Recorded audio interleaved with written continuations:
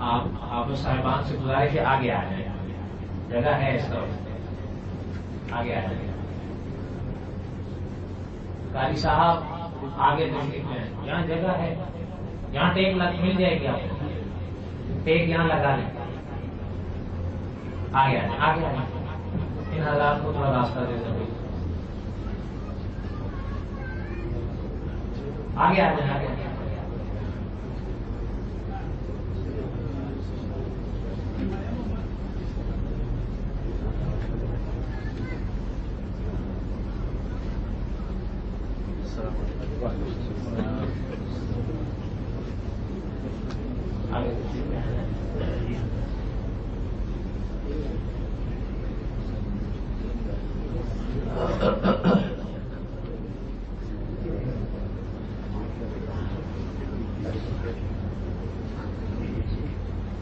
اللهم صل على سيدنا محمد وعلى آل سيدنا محمد وبارك وسلم عليه۔ ہم سب کی یہ سعادت ہے کہ آج جو بیان ہم سننے جا رہے ہیں انشاءاللہ،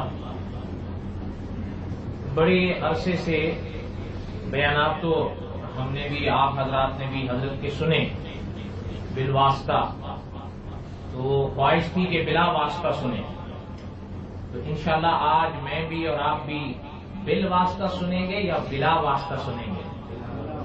کیا خیال ہے؟ آپ بھی تھکے ہوئے ہو لگتا ہے،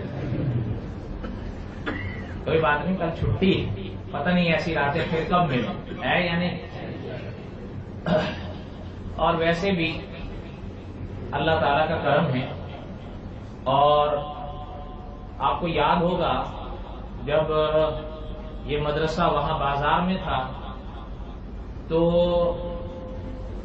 ختم نبوت کے عنوان پر کانفرنس ہوئی تھی، جو اس مدرسے کی پہلی کانفرنس تھی، جس میں مناظر ختم نبوت مولانا شاہ عالم صاحب تشریف لائے تھے۔ تو میں نے اس وقت ایک بات عرض کی تھی، آپ کو شاید یاد ہو، کہ انشاءاللہ اللہ کا کرم رہا اور حضرت مفتی صاحب کی سرپرستی رہی تو یہ ہماری منزل نہیں ہے، رہ گزر ہے۔ اگر اللہ تعالیٰ نے موقع دیا اور زندگی دی اور توفیق بخشی تو میلوں راستہ پڑا ہے، ہم نے آگے جانا ہے۔ کیا ارادہ ہے آپ سب کا، ہم جائیں یا آگے جائیں؟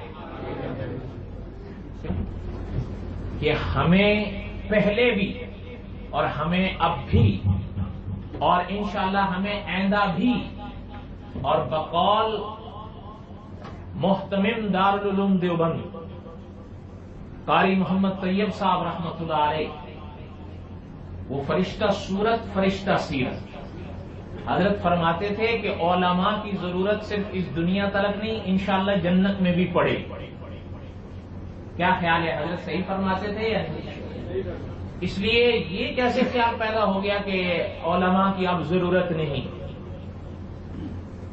ہمیں نہیں پتا کسی کو دنیا کا کیا تجربہ ہے، لیکن ابھی ہمارے یہاں ایک دوست موجود ہیں، ٹھیک آج سے 11 دن پہلے وہ 3 سوالات لے کر یہاں میرے پاس آئے تھے۔ وہ جب وہ لائے تو میں نے پڑھا تو میں نے کہا یہ آپ کے سوالات ہیں کہ نہیں؟ جی مجھے کسی نے دیے ہیں۔ حضرت عیسیٰ علیہ السلام کے بارے میں تھا کہ حضرت کا رفع ہوا یا نہیں، آسمانوں پر اٹھائے گئے یا نہیں، اور واپس آئیں گے یا نہیں، اور حضرت مہدی کے بارے میں، اور تیسرا دجال کے بارے میں۔ اچھا خیر وہ تو لمبا قصہ، کہنے کا مقصد یہ ہے کہ کچھ تو ہے، تو اس لیے اگر کہیں ذہن میں یہ آ رہا ہے تو یہ صحیح بات نہیں ہے۔ ہمیں علماء حق کی پہلے بھی ضرورت تھی، علماء حق کی ابھی بھی ضرورت ہے، اور انشاءاللہ آئندہ بھی ضرورت پڑے گی یا نہیں پڑے گی؟ اس لیے جہاں بھی کوئی علماء حق میں سے آئیں، میری آپ سے گزارش ہے کہ اپنا وقت نکال کر ان حضرات سے استفادہ کریں، ہم بھی اور آپ حضرات۔ کافی عرصہ پہلے کی بات ہے، جب ہم نے یہ میرے خیال میں سن 1998 کا قصہ ہے، قاری عبدالحی عابد صاحب رحمۃ اللہ علیہ، حضرت کو ہم نے یہاں بلایا تھا ہانگ کانگ میں، آپ میں سے کئی حضرات کو یاد ہوگا، کوئی بہت زیادہ پرانا دور نہیں ہے، قاری عبدالحی عابد صاحب تشریف لائے تھے، ان کے ساتھ مولانا عبید الرحمان ضیاء تشریف لائے تھے کمالیہ سے، اور پہلی دفعہ دارالعلوم دیوبند سے مفتی حبیب الرحمان صاحب خیر آباد، یعنی دارالعلوم دیوبند سے پہلی دفعہ کوئی عالم تشریف لائے جو وہاں کے استاد. تو ہم نے جو کانفرنس کی تھی اور اس کا عنوان تھا محمد الرسول اللہ صلی اللہ علیہ وسلم. پھر یہ سلسلہ آگے چلا، قاری عبدالحی عابد صاحب وقتاً فوقتاً آتے رہے اور جاتے رہے، اور پھر حضرت مفتی صاحب نے شفقت فرمائی اور مجھے وہاں سے اٹھا کے یہاں بٹھا دیا. اللہ تعالی ہمیں ان کی سرپرستی نصیب فرمائے. پھر یہ سلسلہ چلا اور ہم نے، آپ کو یاد ہوگا، سیرت خاتم النبیین صلی اللہ علیہ وسلم و حضرت عیسیٰ علیہ السلام اس عنوان سے کانفرنس کی، اس مدرسے کی بات جس میں مولانا شاہ عالم صاحب تشریف لائے. اور پھر آپ کی اور ہماری سعادت کی بات ہے کہ ٹھیک 1 سال کے بعد مولانا شاہ عالم صاحب کے ساتھ ساتھ حضرت مفتی صاحب کی محنت، کوشش اور لگن سے وہ محدث عظیم شیخ العرب والعجم کی یاد مولانا محمد ارشد مدنی صاحب دامت برکاتہم یہاں تشریف لائے، اور اسی ممبر پر ان کا بیان ہوا تھا. یاد ہے یا نہیں یاد ہے؟ پھر حضرت کے جانے کے بعد ابھی اللہ تعالیٰ کا کرم ہے، ٹھیک 5 مہینے پہلے کی بات ہے، اور ایسی ہی ایک رات تھی کہ جب شیخ الاسلام والمسلمین مفتی اعظم مولانا محمد تقی عثمانی صاحب دامت برکاتہم تشریف لائے اور یہاں حضرت کا خطاب ہوا. اور آج 5 مہینے کے بعد حضرت مفتی صاحب کی یہ کوشش ہے، آپ حضرات کا ساتھ ہے کہ بڑے مختصر سے وقت میں ہمیں وکیل احناف مولانا محمد الیاس گمن صاحب دامت برکاتہم کا بیان سننے کا موقع مل رہا ہے. میرے لیے تو یہ بڑی سعادت کی بات ہے. آپ کا کیا خیال ہے؟ نہیں، مل کے کہو یار، پیچھے والے بھی کہو. یہ ہوا نا، جواب سنائی بھی تو دے. اور الحمدللہ مجھے آج بھی یاد ہے حکیم الامت مولانا محمد اشرف علی تھانوی رحمۃ اللہ علیہ کا ایک جملہ تھا بڑا پیارا. حضرت فرماتے تھے کہ مسلمان علماء کا یہ ذمہ ہے کہ وہ عقائد اور اعمال کے لحاظ سے مسلمانوں کو کبھی بگڑنے نہ دیں، اور مسلمان بادشاہوں کا ذمہ ہے کہ وہ وجود کے لحاظ سے مسلمانوں کو کبھی مٹنے نہ دیں. ہمارے ان دونوں طبقوں نے اور بالخصوص علماء حق نے تو اگر اپنی جان بھی دینی پڑی ہے تو دی ہے، لیکن حضور صلی اللہ علیہ وسلم کی اس امت کا دفاع کیا، عقیدے کے لحاظ سے بھی، اعمال کے لحاظ سے. آپ کو یاد ہوگا کوئی بہت زیادہ پرانا دور نہیں ہے، یعنی آج بھی وہ جس کسی کا تھوڑا سا میں نے اشارہ کیا تھا اس پادری سے جو میری گفتگو ہوئی 10-12 منٹ میں وہ بھاگا، تو میں نے کوئی نیا کام کوئی نہیں کیا، وہی بات اس کے آگے نقل کر کے دی تھی جو مولانا رحمت اللہ کیرانوی رحمت اللہ علیہ نے اظہار الحق میں لکھی. آج قریب 2 صدیاں ہونے والی ہیں حضرت کو یہ دنیا چھوڑے ہوئے، قریب 2 صدیاں، لیکن آج بھی حضرت کی ان باتوں میں وہ چاشنی، وہ لوہا، وہ قوت ہے کہ باطل ٹھہر نہیں سکتا ہے. پھر یہ دور کوئی بہت زیادہ پرانا دور نہیں ہے. آپ کو یاد ہوگا جن کو آج بھی دنیا شیر اسلام مولانا حق نواز جھنگوی مرحوم کے نام سے جانتی اور پہچانتی ہے یا نہیں؟ حقیقت ہے آج بھی ہمارے اکابر تو جو ان کو فنا فی الصحابہ سے یاد کرتے ہیں. اچھا، ایک اور دور ہے وہ بہت پرانا نہیں ہے کہ مناظر اسلام مولانا منظور احمد چنوٹی رحمت اللہ علیہ حضرت وقتاً فوقتاً یہاں تشریف لائے اور عقیدہ ختم نبوت اور رد مرزائیت پڑھا کر گئے. اور پھر بالخصوص استاذ العلماء علامہ خالد محمود صاحب کی تو تقاریر، تصانیف ہر لحاظ سے آج بھی، حالانکہ وہ جب آخری بار یہاں تشریف لائے تھے سن 2000 تقریباً 1 میں یا 2 میں آخری بار آئے، لیکن آج بھی ان کی کتابوں سے، ان کے بیانات سے ہم حضرات استفادہ کر رہے ہیں. حضرت فرمائیں تو یہ اے سی بند کر دو، شاید آپ کو سردی لگ رہی ہے۔ اچھا، تو بہرحال دعا کریں کہ اللہ تعالیٰ آپ کو اور ہم تمام کو علماء حق سے استفادہ کرنے کی توفیق بخشے۔ میں حضرت مفتی صاحب سے گزارش کروں گا کہ حضرت کے تعارف کے حوالے سے بھی چند باتیں آپ حضرات کے سامنے فرمائیں، اور حضرت تھوڑے سے کوئی نہ کوئی بات بھی ارشاد فرما دیں اس کے ضمن میں، تاکہ حضرت سے بھی ہم تھوڑا سا استفادہ کر لیں۔ کیا خیال ہے؟ مفتی صاحب تشریف لے آئیں۔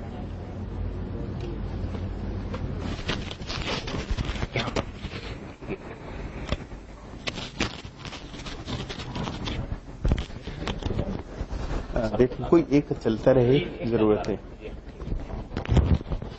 السلام علیکم ورحمۃ اللہ وبرکاتہ۔ بسم اللہ الرحمن الرحیم، نحمده ونصلی ونسلم علی سید الانبیاء والمرسلین، ونشهد ان لا الہ الا اللہ وحدہ لا شریک لہ، ونشهد ان سیدنا ومولانا محمدا عبدہ ورسولہ، اما بعد فاعوذ باللہ من الشیطان الرجیم، بسم اللہ الرحمن الرحیم، شہد اللہ انہ لا الہ الا هو والملائکۃ واولو العلم قائما بالقسط، لا الہ الا هو العزیز الحکیم، صدق اللہ العظیم۔ وقال النبی صلی اللہ علیہ وسلم، طوبى لمن رآنی ولمن رآ من رآنی ولمن رآ من رآ من رآنی، او کما قال النبی صلی اللہ علیہ وسلم۔ وقال نبینا علیہ الصلاۃ والسلام، لو كان العلم بالثريا لتناوله رجال من ابناء فارس، او كما قال النبی صلی اللہ علیہ وسلم، صدق اللہ وصدق رسولہ النبی الصادق الوعد الامین۔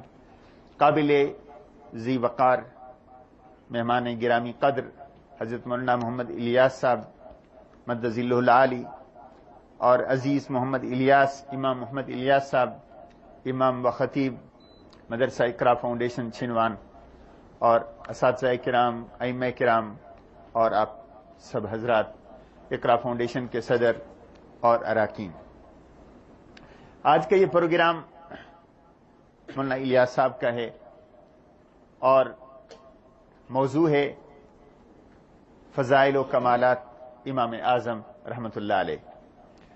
عزیز محمد الیاس صاحب نے مولانا الیاس گھمن صاحب کے لیے یہ درخواست کی کہ مولانا اس موضوع پر بولیں، اور یقیناً یہ انہی کا موضوع ہے، انہی کو ججتا اور سجتا ہے۔ امام اعظم رحمۃ اللہ علیہ جن کو یہ فضیلت اللہ نے بخشی، امام جلال الدین سیوطی فرماتے ہیں کہ اللہ کے رسول علیہ الصلوۃ والسلام نے یہ ارشاد فرمایا کہ اگر علم ثریا تک بھی ہوا تو فارس کے کچھ فرزند ایسے ہوں گے جو اس کو بھی حاصل کر لیں گے، اور اس سے مراد اگر وہ علم اگر کسی نے حاصل کیا تو وہ امام ابو حنیفہ رحمۃ اللہ علیہ، نعمان ابن ثابت۔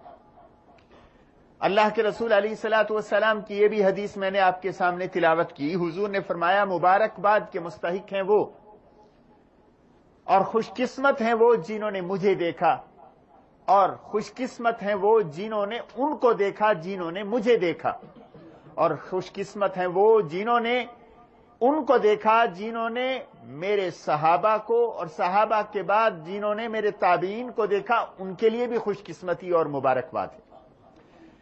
امام اعظم، ہم ان کو جب امام اعظم کہتے ہیں تو اس سے مراد ہے کہ آپ کے بعد جتنے مجتہد آئے، امام آئے، ان سب میں اللہ نے امام اعظم کو، ابو حنیفہ نعمان ابن ثابت کو اللہ نے یہ فوقیت اور فضیلت بخشی ہے کہ وہ ان سب سے بڑھ کر ہیں اور ان سب سے بلند و بالا ہیں علم کے اعتبار سے۔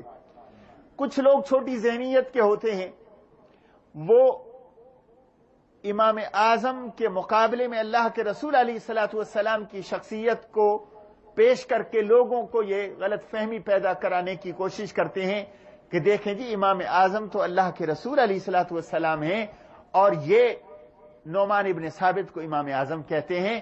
میرے عزیز، اللہ کے رسول کے مقابلے میں کوئی امام اعظم تو کیا امام نہیں ٹھہر سکتا. ہم جب بات کرتے ہیں امام اعظم کے ہم عصر اور بعد میں آنے والے سارے ائمہ اور علماء کے حوالے سے کہ اگر ان کے مقابل اگر کوئی ہے تو سامنے لا کے دکھاؤ.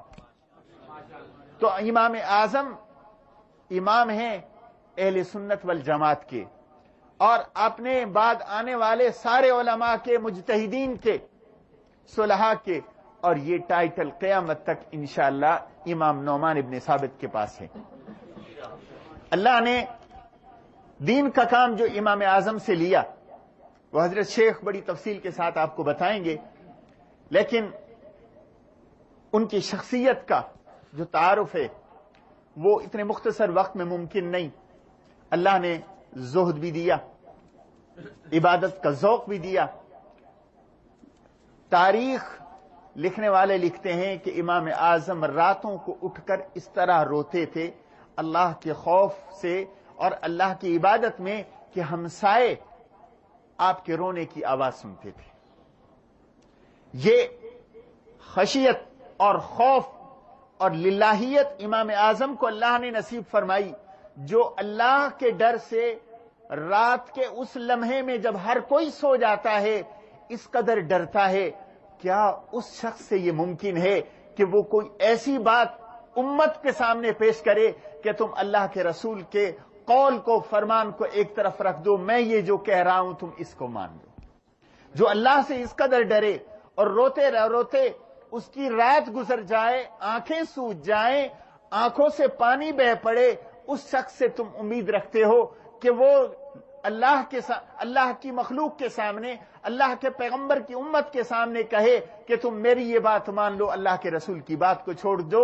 جو ایسا خیال کرتا ہے اس کے اپنے عقل میں کوئی پرابلم ہے، کوئی نقص ہے، ورنہ امام اعظم اس چیز کا تصور نہیں کر سکتا. دوسری ایک بات، کسی نے شام میں کسی آدمی سے پوچھا کہ اعظم الناس امانہ، انسانوں میں سب سے اونچا امانت والا کون ہے؟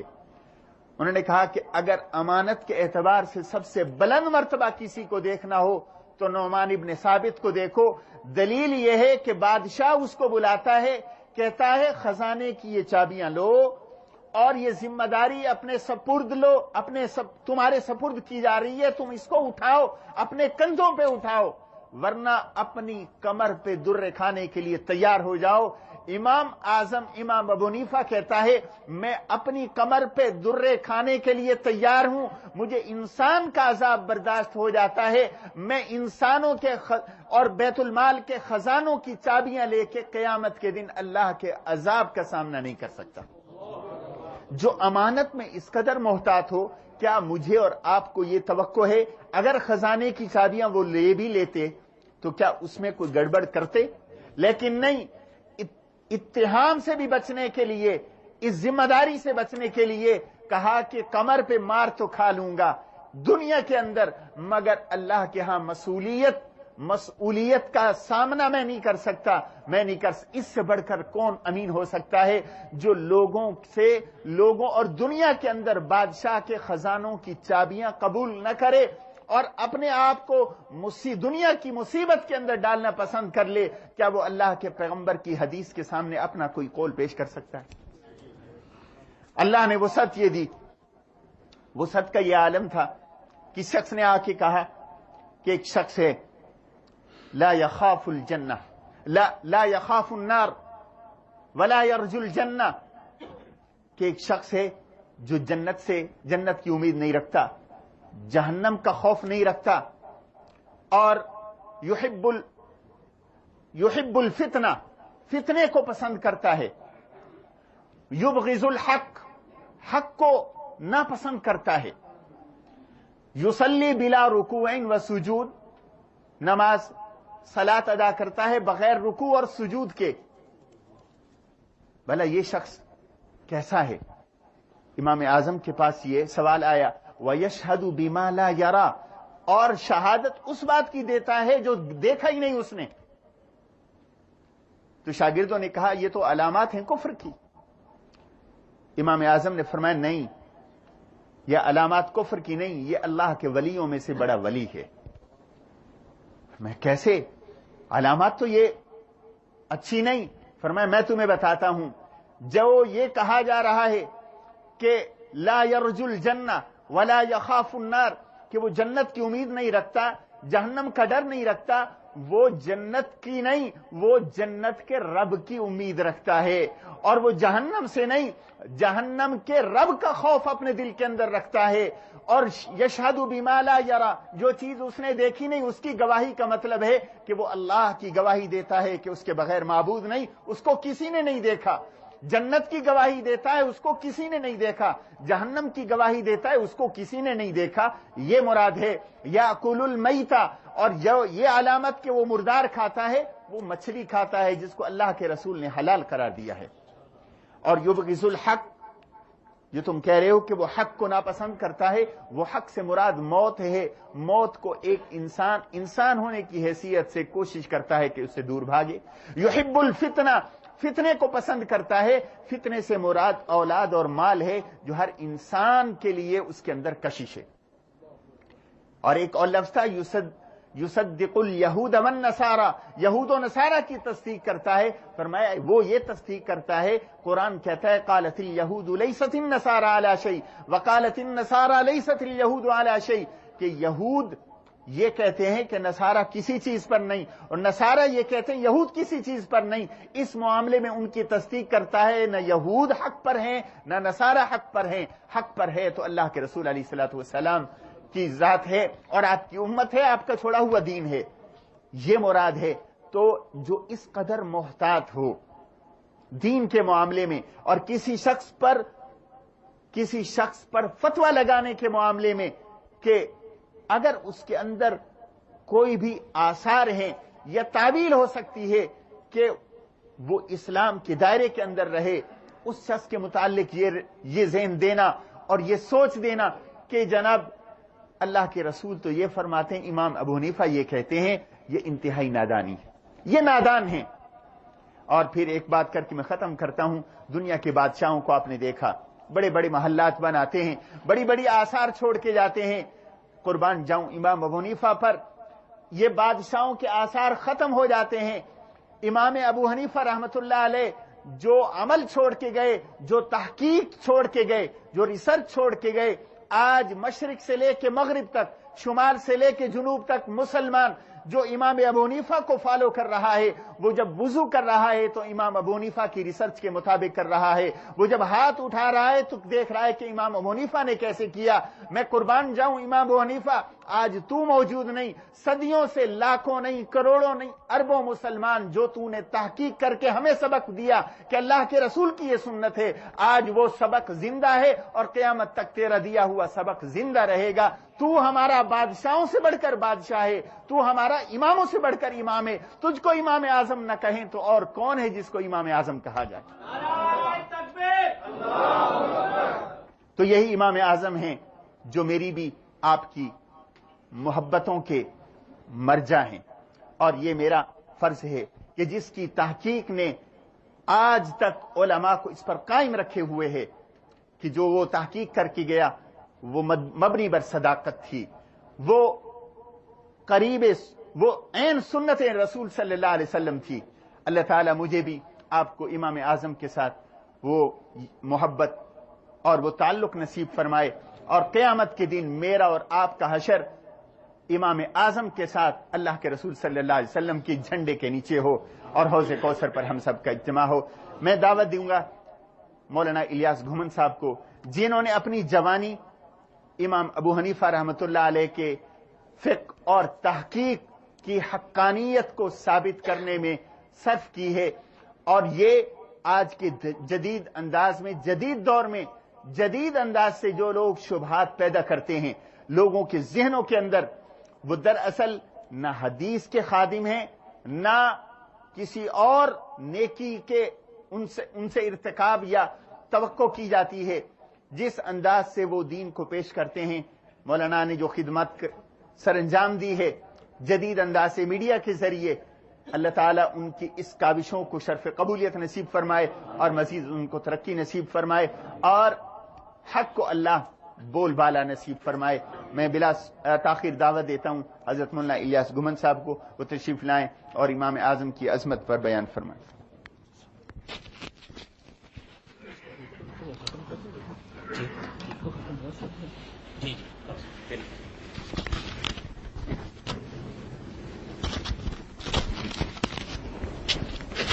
میں نے کوئی ختم کر دیں اچھا ہوگا. جی جی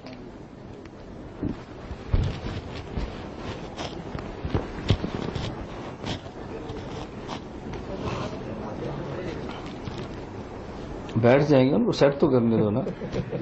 تو آپ مجھ سے بھی جلد باز ہیں. اس بندے نے اپنا کام کرنا ہے، ہم نے محنت کی ہے. آپ یہاں رہ کر میڈیا کی حقانیت اور میڈیا کی ضرورت کے قائل نہیں. ہم ایک دیہات میں رہ کر اسی ضرورت کے قائل ہیں. یہ آپ کو ہمیں سمجھانا چاہیے کہ مولانا صاحب میڈیا پر آؤ. ہمیں آپ کو سمجھانا پڑتا ہے کہ یہ میڈیا پر آنا چاہیے. یہ بتاؤ علامات قیامت میں سے نہیں ہے. یعنی ہانگ کانگ کے ترقی یافتہ ممالک میں رہنے والوں کو ہمیں سمجھانا پڑتا ہے اس کی ضرورت کیا ہے. اللہ ہمیں یہ باتیں سمجھنے کی توفیق عطا فرمائے. آپ ضرورت سے زیادہ تقوی کا دعویٰ نہ کیا کریں اور ہمارے بارے میں اچھا گمان رکھا کریں. بہت سے زیادہ سمجھتے پر ان کو شہرت کا شوق ہے اس لیے ویڈیو بناتے ہیں. چلے میں کروں گا بات انشاءاللہ، درمیان میں آ گئی تو اس کی وضاحت بہت ضروری ہے. آپریشن کیا وضاحت بہت ضروری ہے. آپریشن تو بڑے لوگ کرتے ہیں.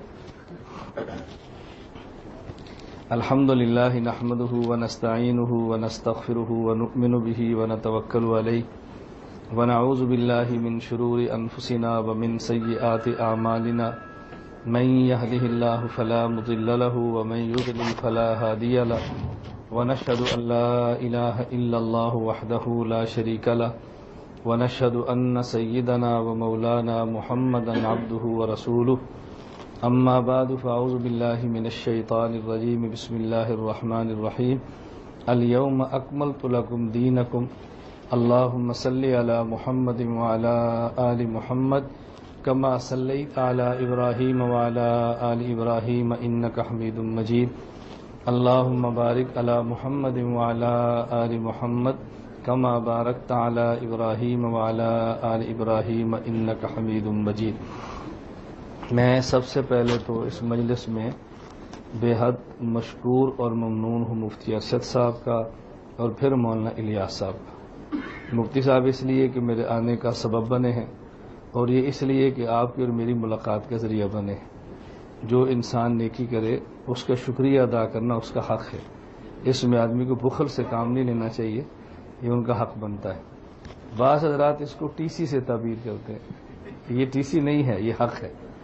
یہ آپ کو اس وقت پتہ چلے کہ جب آپ کے گھر کھانا نہ ہو اور کوئی بندہ نہ، یہ اس وقت پتہ چلے جب آپ کے دروازے پر کوئی مستحق آئے، آپ اس کو دیں اور وہ شکریہ نہ کہے تو پھر دیکھنا آپ کے دل پہ کیا گزرتی ہے.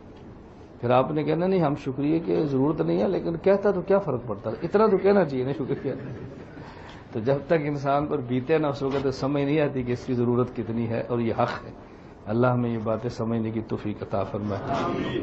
ہماری آج کا جو موضوع ہے حضرت امام اعظم ابو حنیفہ نعمان بن ثابت رحمہ اللہ تعالیٰ کے مناقب اور فضائل. یہ اتنا وسیع موضوع ہے کہ آپ کو میری گفتگو سے اندازہ ہوگا کہ وقت بہت کم ہے. آپ کو خود اندازہ ہوگا کہ بہت تھوڑا وقت ہے. آپ حضرات کے نہیں آپ 5 گھنٹے بات کرو کیا فرق پڑتا ہے. بات کرنے والے کو پتا ہوتا ہے کہ بات کرنی کتنی مشکل ہے اور شروع میں دعویٰ بہت آسان ہوتا ہے، تھوڑی دیر بعد تھکاوٹ کے اثار شروع ہو جاتے ہیں اور یہ انسانی فطرت کا تقاضا ہے. اس لیے آپ اس سے اندازہ کریں، میں کبھی عرض کیا کرتا ہوں کہ صحابہ کرام سے زیادہ قرآن کا عاشق کون ہو سکتا ہے. لیکن دیہات سے رسول اللہ صلی اللہ علیہ وسلم کی خدمت میں کچھ لوگ آئے. حضور پاک صلی اللہ علیہ وسلم کے دور میں جو کچھ لوگ آتے ہیں کلمہ کو، وہ تو صحابہ ہی ہوتے ہیں نا. انہوں نے کہا جی ہمیں کوئی امام چاہیے. رسول اللہ صلی اللہ علیہ وسلم نے امام دے دیا. اب امام بھی صحابی ہے، مختلف بھی صحابی ہے. تو ایک یا 2 دن کچھ دنوں کے بعد وہ پھر شکایت لے کر آئے اپنے امام صاحب کی. انہوں نے کہا یا رسول اللہ ہم دیہاتی لوگ ہیں، کھیتی باڑی کرتے ہیں، یہ سورہ بقرہ شاہ کی نماز میں پڑھتا ہے. تو آپ نے فرمایا قرآن ذرا تھوڑا پڑھا کریں. اب بتاؤ صحابی ہے تو قرآن کا کتنا عاشق ہوگا، لیکن وہ بھی تھک جاتا ہے. ہمارے ہاں شب جمعہ کا اجتماع ہوتا ہے، تبلیغ والے کرتے ہیں، اللہ اس کو قبول فرمائے. تو مجھے ایک ساتھی کہنے لگا شب جمعہ کا اجتماع کا جواز، اس کی دلیل کیا ہے؟ میں نے کہا عبداللہ بن عمر رضی اللہ تعالیٰ عنہما ہفتے میں ایک دن درس دیتے تھے. کسی نے کہا جی روزانہ دو، فرمایا تو محتاج ہوگے اس لیے میں ایک دن دیتا ہوں. وہ کس کو کہہ رہے ہیں؟ صحابہ اور تابعین کو. اس لیے میں آپ سے کہہ دوں نا کہ آپ تھک جاؤ گے تو آپ اتنے بڑے متقین بننا. نہیں مولانا صاحب تسی کرو. مجھے پتا ہے تھوڑی دیر بعد آپ نے ایک دوسرے کو دیکھنا ہے یہ ختم کب کرے گی. اللہ کا بڑا کرم ہے، اللہ کا بڑا شکر ہے. ہمارے پاس اپنا کوئی علم نہیں ہے، لیکن اللہ کا شکر ہے ہمارے اکابر کی تحقیقات اتنی وسیع ہیں کہ کئی دن میں مسلسل بھی اس موضوع پہ بولتا رہوں تو انشاءاللہ یہ علم کم نہیں ہونا انشاءاللہ. یہ میرا علم نہیں ہے، میرے اکابر کا، ہم تو اس کو بیان کرتے ہیں نا. اس لیے میں عرض کرتا ہوں کہ میں مختصر بات کروں گا اور آپ کو خود ہی اندازہ ہو جائے گا اس موضوع پر گفتگو کرنا کتنی ضروری ہے. حضرت امام اعظم ابو حنیفہ رحمۃ اللہ علیہ، ان کا نام ہے نعمان، والد کا نام ہے ثابت، بیٹے کا نام ہے حماد، لیکن ان کی کنیت ہے ابو حنیفہ اور ان کا لقب ہے امام اعظم. میں ساری باتوں پہ تھوڑی تھوڑی بات کرتا جاؤں گا. حضرت امام اعظم ابو حنیفہ نعمان بن ثابت، نام نعمان ہے اور کنیت ابو حنیفہ اور لقب امام اعظم. پہلی یہ بات سمجھے کہ ہم ان کو ابو حنیفہ کیوں کہتے ہیں؟ جب ان کی بیٹی ہی نہیں تھی تو ابو حنیفہ کہنے کی ضرورت کیا ہے؟ بہت سارے لوگ اس پر اعتراض کرتے ہیں کہ خود کو حنفی کہنے والے نسبت ایک عورت کی طرف کرتے ہیں. نام نعمان ہے، بیٹی حنیفہ ہے، اس لیے ابو حنیفہ کہتے ہیں. تو یہ کیسا مذہب ہے جس کی نسبت ہی لڑکی کی طرف ہو؟ تو جب آپ پر سوال ہوگا تو پھر آپ کو ہماری قیمت کا احساس ہونا ہے کہ یہ بیانات کتنے ضروری ہیں. تو سوال تو ذہن میں آ گیا نا. جب ان کی بیٹی ہے ہی نہیں، یہ نہیں کہ حنیفہ نہیں، بیٹی ہے ہی نہیں، تو پھر ان کو ابو حنیفہ کیوں کہتے؟ اب بات سمجھیں. کنیتیں دو قسم کی ہوتی ہیں، ایک ہوتی ہے کنیت نسبی اور ایک ہوتی ہے کنیت وصفی. کنیت نسبی کا معنی جو خون کا رشتہ ہو، بیٹا یا بیٹی، اس کی وجہ سے کنیت رکھنا، یہ کنیت نسبی ہے. باپ کا نام عبداللہ ہے اور بیٹے کا نام ہے بالفرض عمر، تو آپ کہتے ہیں ابو عمر. یہ ابو عمر کیوں کہا؟ کہ اس کا خون کا رشتہ نسب سے بیٹا جو عمر پیدا ہوا ہے، یہ کنیت نسبی ہے. اور ایک ہوتی ہے کنیت وصفی. وصفی کا معنی عربی زبان میں ابن کا معنی ہمیشہ باپ نہیں ہوتا. کبھی ابن کا معنی باپ ہوتا ہے، کبھی ابن کا معنی والا ہوتا ہے، جسے ہم کہتے ہیں صاحب. کبھی ابن کا معنی باپ اور کبھی ابن کا معنی صاحب، جس کا معنی والا ہم کہتے ہیں. ابن کا معنی ہوگا والا. جیسے ابن، اب ابن کا معنی بیٹا ہے، لیکن ہمیشہ ابن کا معنی بیٹا نہیں ہوتا. ہمارے محاورات میں کہتے ہیں فلاں بندہ ابن الوقت ہے، کہتے ہیں ابن الوقت ہے، یہ ازمان را پتر ہے. کیا مطلب؟ یہ وقت کے ساتھ ساتھ بدلتا ہے، اسے وقت کا بیٹا ابن الوقت کہتے ہیں. یہ تو معنی نہیں کہ اس کی والدہ نے وقت کے ساتھ نکاح کیا ہوا، شوہر ہے کوئی نہیں. ابن الوقت کا معنی زمانے کے ساتھ ساتھ چلتا ہے. تو جس طرح ابن کا معنی ہمیشہ حقیقی بیٹا نہیں ہوتا، اسی طرح ابن کا معنی ہمیشہ حقیقی باپ نہیں ہوتا، ابن کا معنی والا ہوتا ہے. اسی طرح امن ماں، امن کا معنی ہمیشہ ماں نہیں ہوتا. کبھی امن کا معنی ہوتا ہے خلاصہ، اصل. قرآن کریم میں ہن ام الکتاب. اور کبھی ہوتا ہے امن کا معنی ٹھکانہ، فامہ حاویہ. اور کبھی ہوتا ہے امن کا معنی ماں، امہ صدیقہ. تینوں قرآن کریم میں ہے. اب بتاؤ، امن کا معنی ہمیشہ ایک ماں ہی نہیں ہے. کبھی امن کا معنی ماں ہے، کبھی امن کا معنی اصل ہے، کبھی امن کا معنی ٹھکانہ ہے. اس طرح ابن کا معنی ہمیشہ بیٹا نہیں ہوتا، تو ابن کا معنی بھی ہمیشہ بیٹا نہیں ہوتا. حضرت امام صاحب کو ابو حنیفہ کیوں کہتے ہیں؟ بعض لوگ ہماری خود دلیل بناتے ہیں، پھر اس دلیل پر اعتراض کرتے ہیں اور پھر یہ دعویٰ کرتے ہیں کہ حنفیوں کی دلیل بہت کمزور ہے. اب جن لوگوں نے ہمارے اوپر اعتراض کیا ہے ان نے دلیل کیا گھڑی ہے؟ کہتے ہیں امام صاحب کے پاس ایک عورت آئی اور اس نے آ کر مسئلہ پوچھا کہ جی ایک آدمی 4 بیویاں کر سکتا ہے تو ایک عورت 4 خامد کیوں نہیں کر سکتی؟ یہ نہ اللہ، یہ من گھڑت مسئلہ ہے. یہ ہمارے مخالفین نے اعتراض کرنے کے لیے ایک دلیل گھڑی ہے. تو کہتے ہیں امام صاحب رحمۃ اللہ علیہ ایک بیٹی وہاں موجود تھی، تو امام صاحب گھر آئے تو پریشان ہو گئے بیٹی نے پوچھا ابا جی آج آپ کیوں پریشان ہیں؟ انہیں فرمایا مسئلہ بڑا اہم کسی نے پوچھا ہے تو جواب میں تلاش کروں، فکر مند ہوں۔ اس نے کہا جی جواب میں دیتی ہوں لیکن میری شرط یہ کہ آپ کو نیت ابو حنیفہ رکھیں۔ یہ ہے نہیں دلیل، سمجھ آ رہی ہے؟ یہ واقعہ غلط ہے لیکن لوگوں نے بنایا ہے ہمارے اوپر ہماری دلیل کو توڑنے کے لیے۔ تو امام حسن نے فرمایا کیا جواب ہے؟ تو اس نے کہا اس عورت سے کہو کہ ایک گلاس میں 4 بکریوں کا دودھ لے کر آئے، ایک گلاس میں تھوڑا تھوڑا لے کر آ گئی۔ اب اس نے کہا اس میں ہر بکری کا دودھ الگ کرو۔ اس نے کہا جی میں تو نہیں کر سکتی۔ تو اس نے کہا جب ایک عورت کے 4 شوہر ہوں گے تو اولاد کس کی ہوگی؟ آپ کیسے فیصلہ کر سکتی ہو؟ تو عورت کو بات سمجھ آ گئی، تو اس دن سے امام صاحب کو نیت ابو حنیفہ ہو گئی۔ یہ ایک واقعہ بنایا ہے ہمارے اوپر بات غلط مسلط کرنے کے لیے۔ ہم نے کہا بھی اس واقعے کا وجود نہیں ہے کیونکہ امام صاحب کی حنیفہ کے نام پہ لڑکی ہے ہی نہیں۔ امام صاحب کی اولاد کتنی ہے؟ ایک، نام کیا ہے؟ حماد۔ اس کے علاوہ نہ کوئی بیٹی ہے نہ اس کے علاوہ کوئی بیٹا ہے، تو پھر ان کو حنیفہ کا باپ ابو حنیفہ کیوں کہتے ہیں؟ میں نے یہ بات سمجھانے کے لیے کہا ایک ہوتی ہے کنیت نسبی اور ایک ہوتی ہے کنیت وصفی۔ پہلے کنیت وصفی کی مثالیں سن لیں تاکہ آپ کو ابو حنیفہ کا مسئلہ سمجھ آئے۔ رسول اللہ صلی اللہ علیہ وسلم کے سب سے بڑے صحابی، رسول اللہ صلی اللہ علیہ وسلم کے سب سے بڑے مقام اور مرتبہ کے صحابی وہ کون ہیں؟ ابو بکر۔ تو ان کا نام نہیں ہے نا، اس لیے میں نے بات سمجھا رہا ہوں آپ کو یہ پتہ چلے کہ آپ کی علمی سطح کتنی ہے، پھر آپ کو سمجھ آئے کہ علماء کا کام کیا ہے۔ ان کا نام ہے عبداللہ۔ نام کیا ہے؟ عبداللہ بن نبی قحافہ، یہ نام ہے، لیکن کہتے ابو بکر ہیں۔ ان کا تو کوئی بیٹا بکر نہیں ہے، پھر ابو بکر کیوں کہتے؟ حضرت کا نام کیا تھا؟ عبداللہ، اور کہتے کیا ہیں؟ ان کا تو کوئی بیٹا نہیں ہے نہ بیٹی بکر ہے، تو پھر ابو بکر کیوں کہتے ہیں؟ اس کی وجہ عربی زبان میں بکرن کا معنی ہوتا ہے پہل، جو درخت پہ سب سے پہلا پھل ہے اسے عربی زبان میں کہتے ہیں بکور، یہ پہلا پھل ہے۔ اور یہ تو آپ سنتے رہتے ہیں ایک عورت شادی شدہ ہوتی ہے، غیر شادی شدہ ہوتی ہے۔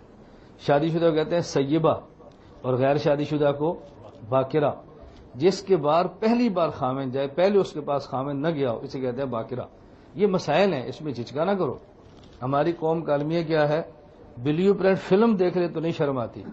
نہ ہنسے نہیں، میں ہنسانے والا مولوی نہیں ہوں، لطیفہ گو نہیں ہوں، میں بات سمجھاتا ہوں۔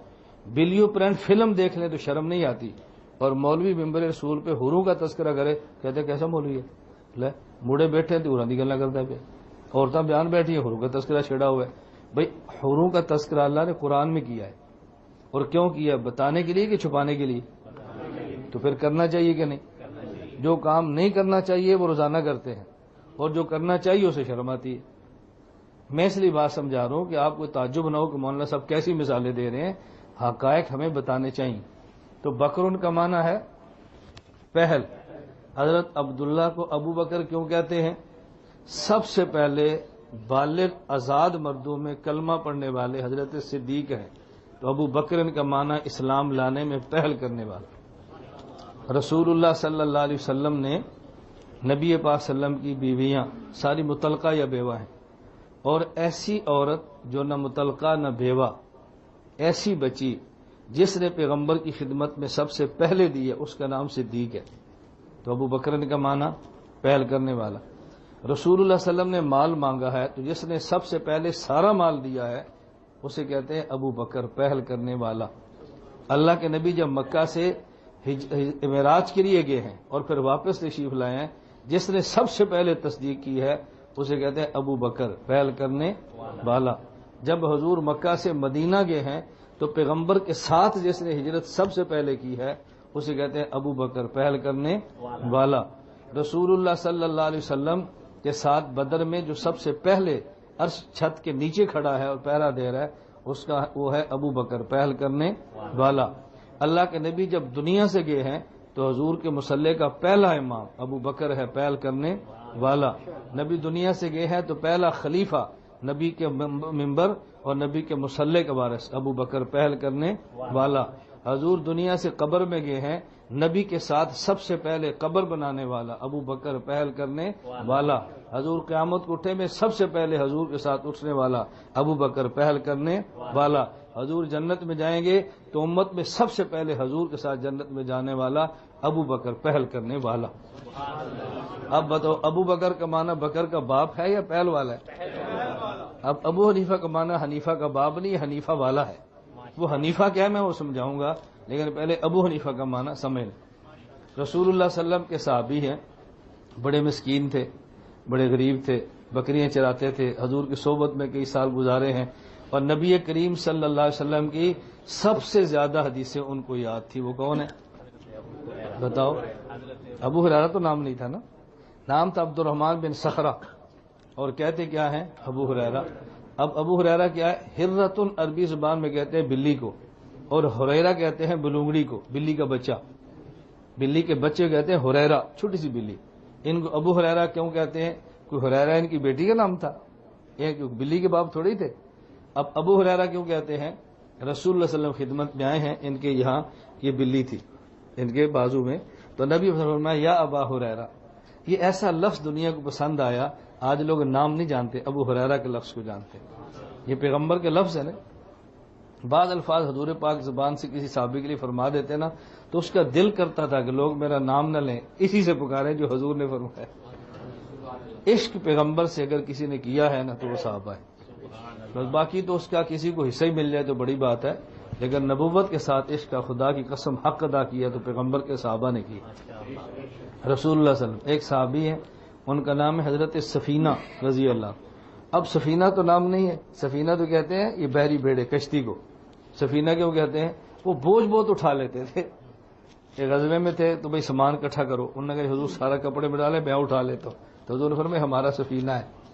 اس دن سے نام ہی سفینہ پڑ گیا، اصل نام کو جانتے کوئی نہیں، کتابوں میں تو لکھا ہے لیکن عوام میں شہرت نہیں ہے۔ رسول اللہ صلی اللہ علیہ وسلم کی بیٹی حضرت فاطمہ الزہرا رضی اللہ عنہا، ان کے خامند کا نام کیا تھا؟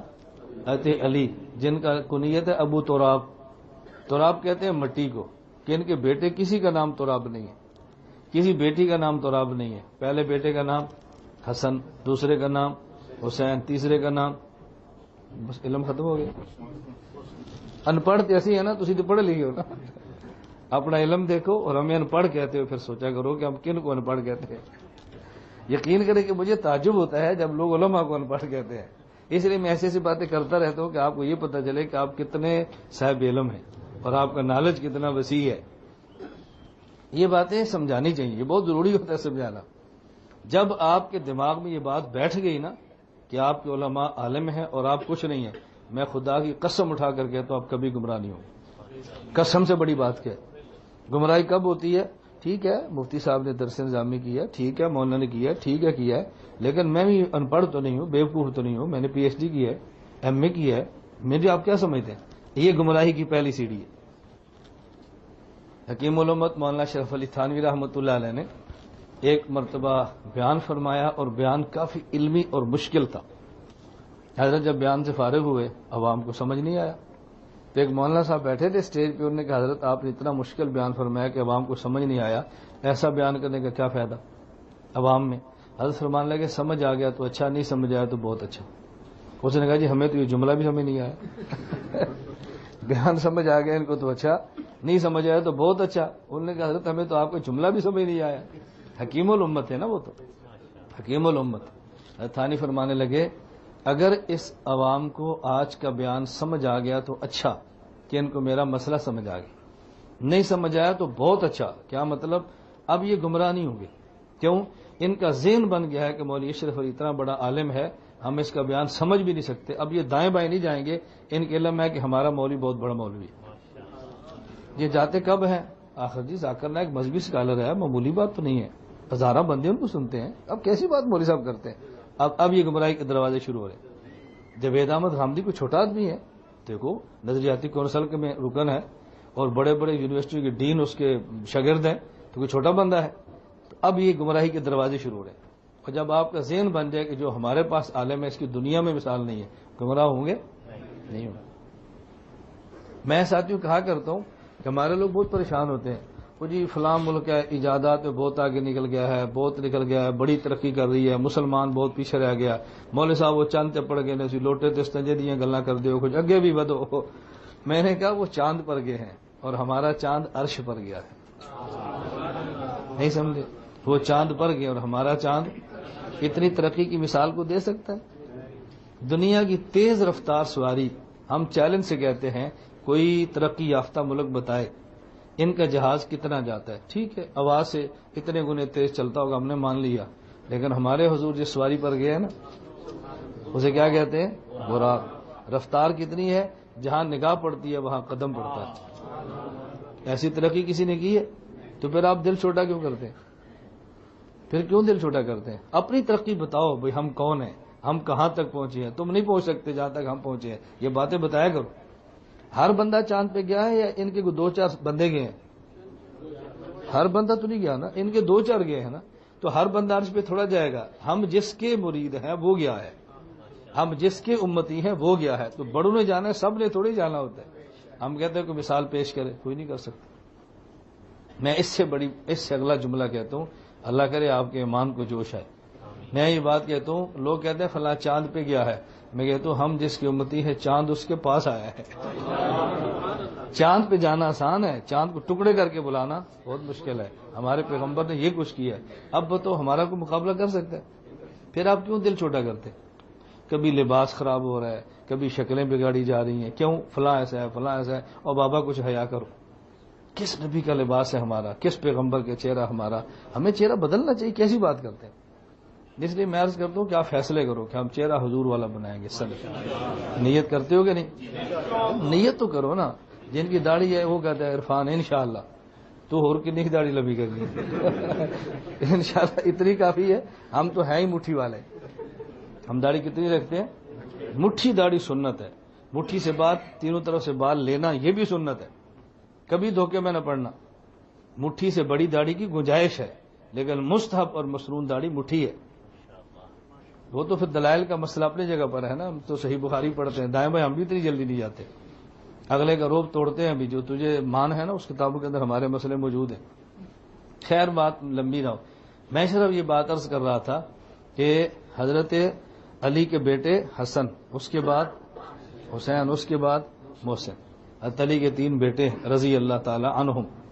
لیکن کہتے ہیں ابو تراب، اور یہ بھی ذہن میں رکھے حضرت علی رضی اللہ عنہ کا جب پہلا بیٹا پیدا ہوا تو حضور نے پوچھا کیا نام رکھے؟ کہا جی حرب. فرمایا نہیں، نام حسن رکھو.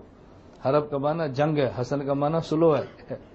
نام کا بیٹا اثر ہوتا ہے، نام بدلو. حضرت علی نے نام بدلا تو حضرت حسن کے ذریعے 2 فوجیں حضرت علی اور معاویہ کی، اللہ کے نبی 2 فوجیں حضرت حسن نے سلو کرائی.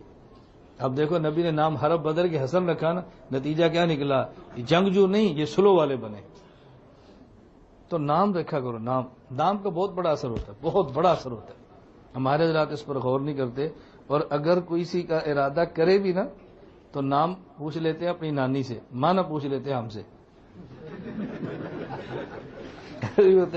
میں تو مانا نہیں بتاتا. میرا مزاج ہے، اس کو آپ غلط سمجھیں یا ٹھیک سمجھیں، آپ میرے ذوق کے پابند نہیں ہیں تو میں آپ کے ذوق کا پابند نہیں. آپ میرے پابند نہیں تو میں بھی آپ کا پابند نہیں ہوں نا. لوگ کہتے ہیں جی ہم تو پابندی، تو پابندی کر. کیوں بھائی؟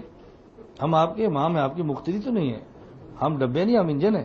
آپ نے ہمیں نہیں چلانا، ہم نے آپ کو چلانا. اس لیے آپ نیٹ پہ سرچ کریں، آپ میرا 1000 بیان بھی سنیں گے نا، 1000 بیان بھی، تو کسی بیان میں بھی میں نہیں کہتا بھی سبحان اللہ کو دروشی اونچی آواز سے پڑھو، قریب آ جاؤ، اٹھ کے جانا نہیں نا بھائی. میں کہتا ہوں آپ نے ہمیں نہیں چلانا، ہم نے آپ کو چلانا. نہیں سمجھے؟ نعت خان کہتے ہیں بھائی آپ نے سبحان اللہ کہنا تو میں نے چلنا ہے. بھائی آپ نے چلانا ہے یا میں نے چلانا ہے؟ جی میں بولتا رہوں تو آپ بیٹھے ہیں، میں چپ ہو جاؤں تو پھر کیا ہوگا؟ آپ کے چپ ہونے سے نہیں، میرے چپ ہونے سے نقصان ہونا ہے نا. ہم ایک جلسے پر تھے تو مجھ سے پہلے ایک بزرگ ایسے تھے تو بھائی اونچی آواز سے کو سبحان اللہ، اور اونچی آواز سے کو، اور اونچی آواز سے کو، یہ ہماری خوراک ہے. جب میری باری ہے نا تو میں نے کہا اب اس کو روٹی نہ کھلانا، مجھے کھلانا. یہ تو اپنی خوراک کھا لی ہے نا. یہ فرشتہ ہے، اس کی سبحان اللہ خوراک ہے. میں بشر ہوں، میری خوراک ہے بکرا، دیسی گھی میں پکا کر کھلاؤ. اس نے اپنی خوراک کھا لی. پھر بعد میں ہمارے نعت خان کہتے ہیں مولوی صاحب یار تو آئندہ گلا نہ کریا کرتے. میں میرے ہوندے نہ کریا کرو نا. میری ذمہ داری ہے غلط بات کی اصلاح کرنا، ہماری ذمہ داری ہے، تو آپ نہ ایسی باتیں کرو. پھر اچھا بعض لوگ سمجھتے ہیں کہ مسئلے کی خدمت کر رہے ہیں. بھائی نماز والا دروشی پڑھیں، کہتے ہیں نا نماز والا، جلسے میں کہتے ہیں نماز والا دروشی پڑھیں. میں نے کہا نماز پڑھ رہے ہیں، کہا نہیں. تو میں نے کہا نماز والا درود کیوں مجبور کرتے ہیں ان کو؟ بھائی درود شریف کا کوئی ایک صیغہ ہے، جب درود شریف کئی ہیں احادیث میں تو آپ نماز والا ان سے کیوں پڑھاتے ہیں؟ اچھا بعض جب کوئی کہتا ہے بھی آپ نے آمین اونچی آواز سے، لوگ کہتے ہیں اونچی آواز سے آمین، پھر سمجھتے ہیں کہ مسئلہ کی خدمت کر رہے ہیں، وہ یہ سمجھتے ہیں. اور ساتھ کیا کہتے ہیں، جب نماز ہو تو آمین آہستہ کہنی ہے، جب بیان ہو تو اونچی کہنی ہے. میں نے کہا یہ تفریق کس نے کی ہے؟ آمین آہستہ ہے، نماز ہو تو پھر بھی آہستہ ہے، دعا تو پھر بھی آہستہ ہے. ہماری تو بنیاد ہی آمین کی آہستہ ہے، یہ تو نے تفریق کیسے کر دی؟ تو میں نے کہا ایسی غلط باتیں کہنی ہو نا تو مجھے اسٹیج پہ نہ لایا کرو. جب میں نہیں سنوں گا تو تردید میرے ذمہ نہیں، جب سن لوں گا تو پھر میرے ذمہ. صحیح بات کہہ رہی، میں نے کو آپ کی عزت نفس کو توڑا نہیں ہے، لیکن مسائل سمجھانا بہت ضروری ہے. چلیں، میں خیر یہ کہہ رہا تھا کہ ہمارے ہاں لوگ کہتے ہیں جی مولانا صاحب ہمارے یہاں بیٹا پیدا ہوا ہے تو اس کا نام یہ خالہ نے رکھ دیا ہے، اس کا معنی بتاؤ. میں کہتا ہوں جس خالہ نہ رکھے معنی اس کو پوچھو. میں آپ کا نوکر ہوں، نام خالہ رکھے معنی میں بتاؤں. اگر ہم سے عقیدت ہے، ہمیں عالم سمجھتے ہیں، ہم سے معنی نہ پوچھیں، ہم سے نام پوچھیں کہ جی میرے یہاں بیٹا پیدا ہوا ہے نام کیا رکھو، میری یہاں بیٹی پیدا ہوئی ہے نام کیا رکھو. نام خالہ سے پوچھ کے معنی ہم سے پوچھنا، اس کا معنی کہ تیرے دل میں میری عقیدت نہیں ہے. اگر تجھے پتہ چل جائے کہ یہ معنی کوئی ہندو بھی جانتا ہے نا تو اس کے پاس چلا جائے گا، یار مجھے معنی دے دے. اگر ہمیں عالم سمجھتے ہو تو پھر ہم سے معنی نہیں پوچھو، ہم سے نام پوچھو. کوئی بات سمجھ لیں. اور یہ نام حق ہوتا ہے. حکیم الامت حضرت تھانوی رحمہ اللہ لکھا ہے، حضرت عمر کی خدمت میں ایک بابا جی تشریف لائے، نوجوان بیٹا ساتھ ہے. کہا امیر المومنین یہ میری بات نہیں مانتا، آپ اس کو سمجھائیں، تھوڑی سی اس کی ٹھکائی کریں. حضرت عمر نے پوچھا تیرا باپ ٹھیک کہتا ہے؟ کہا جی ٹھیک کہتا ہے، نہ میں خدمت کرتا ہوں نہ بات مانتا ہوں، نہیں مانتا. حضرت عمر نے فرمایا لاؤ بھی دور، اس نے بات تو مان لی ہے، اعتراف جرم کیا ہے. اس نے کہا امیر المومنین میری بات بھی سن لیں، پھر آپ اگر میں حقدار ہوں مجھے آپ سزا دیں. فرمایا تو کیا کہتا ہے؟ اس نے کہا امیر المومنین یہ بات تو ٹھیک ہے کہ والدین کے اولاد پر حق ہوتے ہیں، لیکن یہ بتائیں کہ اولاد کا بھی والدین پر حق ہوتا ہے یا نہیں؟ فرمایا پہلے اولاد کا حق ہے پھر والدین کا حق ہے. اس نے کہا جی اولاد کا حق کیا ہے؟ حضرت عمر نے فرمایا کہ نیک عورت سے شادی کرے تاکہ بیوی نیک ہوگی تو ماں نیک ہوگی. دوسرا حق یہ ہے کہ جب بچہ پیدا ہو تو نام اچھا رکھے، نام کا ذات پہ اثر پڑتا ہے. تیسرا حق یہ ہے کہ اس کو دینی تعلیم دے تاکہ بچہ نیک ہو جائے. اس نے کہا جی میرے ابا جی سے پوچھ لو. ان پوچھے نے بیاہ کیتے اس کو جوانی کا جوش چڑھا ہوتا ہے نا، زندگی میں نے گزارنی ہے کہ آپ نے گزارنی ہے، میری لائف میں آپ دخل لیتے ہیں، میرے مستقبل کا فیصلہ کریں گے، کس نے اختیار دیا آپ کو؟ آپ دیکھیں اپنی خواہشات کی شادی ہو رہی ہے، یہ نہیں سوچ رہے کس نے کل کو ماں بننا ہے. میری بات سمجھ آ رہی ہے؟ آپ تو پنجابی اکثر سمجھتے ہیں نا، ہماری زبان میں کہتے ہیں ماں ادلی ہوئے تو تی ادل دیے. نہیں سمجھے؟ ماں لو میرج کر کے آئے نا تو بیٹی نے لو میرج کرنی ہے. اور لو میرج سے والدین کو کیا تکلیف ہوتی ہے تب ہوگا جب تمہاری بیٹی کرے گی. ابھی نہیں تجھے سمجھ، ابھی تو جوانی کے جذبات ہے نا. جب بیٹی لو میرج کرے گی نا اور تو بند کمرے میں روئے گا پھر تجھے سمجھ آئے گا کہ کسی کی بیٹی چھیننے پر ہوتا گیا ہے. کچھ غیرت کرو، غیرت، کچھ غیرت ہمیں کرنی چاہیے. اللہ میں یہ بات سمجھنے کی توفیق عطا فرمائے. یہ دنیا کی تھوڑی سی زندگی ہے، اس کو خواہشات میں برباد نہ کرو، اس کو خواہشات میں برباد نہ کرو. جنت ہماری ہے، جنت میں انشاءاللہ سب کچھ ہوگا. کھلی اللہ پاک کتنا کچھ دیں گے کہ آپ تصور بھی نہیں کر سکتے. خیر حضرت عمر نے فرمایا ہاں بھائی بتا. اس نے کہا جی میرا بیٹا ٹھیک کہتا ہے، میں نے فلاں عورت سے شادی کی ہے، وہ نیک نہیں ہے تو اس کی ماں بھی نیک نہیں ہے. اور اس نے کہا جب پیدا ہوا تو میں نام اس کا جول رکھا. جول کہتے ہیں گٹر اور پخانے کے گندے کیڑے کو. فرمایا جب تو نام یہ رکھا ہے تو پھر یہ کام کیا کرے گا؟ انہوں مدرسے کے لے آئی؟ کہا جی نہیں. تو فرمایا تیرے پاؤں کیسے دبائے گا؟ جب اس نے شروع ABC سے کرنا ہے اس میں پاؤں دبانے کا باپ کا آپشن ہے ہی نہیں، کیسے دبائے گا؟ آپ نے شروع ABC سے کرنا ہے. ہمیں یاد ہے علامہ خالد محمود صاحب تھے، فرماتا مجھے کسی نے انگلینڈ میں پوچھا کہ غیرت کے لیے انگریزی لفظ کیا ہے. میں تھوڑی دیر سوچا تو پھر میں نے کہا ہمارا غیرت نہیں تو لفظ کہاں سے ہوگا؟ ہم اس لیے گزارش کرتے ہیں اپنی اولاد کو آپ پڑھائیں لیکن ترتیب ذہن نشین فرما لیں. الف با تا سا پہلے یہ پڑھائیں، پھر الف بے تے سے، پھر ABC. میں نے ABC کی مخالفت کی ہے. پہلے الف با تا، پھر الف بے تے سے، پھر الف با تا پہلے پڑھا لیں عربی قرآن پڑھا لیں، الف بے تے پھر اپنی زبان پڑھا لیں. ABC پھر انٹرنیشنل زبانیں پڑھا لیں، ہماری ضرورت ہے، ہم نے کب انکار کیا؟ لیکن ترتیب خراب نہ کریں. بات سمجھ آ رہی ہے؟ یہ بات میں دعوے کے ساتھ کہتا ہوں. آپ دنیا میں 1000 حافظ اکٹھے کریں اور پھر ان کے والدین سے پوچھیں کہ آپ کا بیٹا آپ کی عزت کرتا ہے کہ نہیں. پھر 1000 یونیورسٹی کے ڈاکٹر جمع کریں اور ان سے پوچھیں جب آپ سوتے ہیں تو یہ ڈاکٹر صاحب آپ کو دباتے ہیں کہ نہیں. جو جواب آئے اس کے مطابق نتیجہ آپ خود نکالیں، فیصلے خود کر لیں، ہم آپ کو کچھ نہیں کہتے. اگر آپ نے بڑھاپے میں اولاد سے خدمت لینی ہے نا تو پھر ان کو خدمت والا دین سمجھاؤ. چلیں، میں نے اس کی بات پھر لمبی ہوگی. حضرت علی کے بیٹے حسن ہیں، حسین ہیں، محسن ہیں. حضرت علی کہتے ہیں ابو تراب. تراب تو کہتے ہیں مٹی کو. حضرت علی کی نہ بیٹی تراب ہے نہ بیٹا تراب ہے. پھر ابو تراب کیوں کہتے ہیں؟ رسول اللہ صلی اللہ علیہ وسلم علی کے گھر گئے اور زہرا سے پوچھا علی کہاں ہے؟ کہا جی گھر میں تو نہیں ہے. تو حضور صلی اللہ علیہ وسلم مسجد نبی میں تشریف لے گئے. حضرت علی رضی اللہ تعالیٰ عنہ اپنی قمیص اتاری اور مسجد نبی میں لیٹے تھے اور مٹی آپ کے جسم کو لگ رہی تھی. آپ نے فرمایا قم یا ابا ترابن، اے مٹی والے اٹھ جا. مٹی کے باپ اٹھ جا یا مٹی والے اٹھ جا؟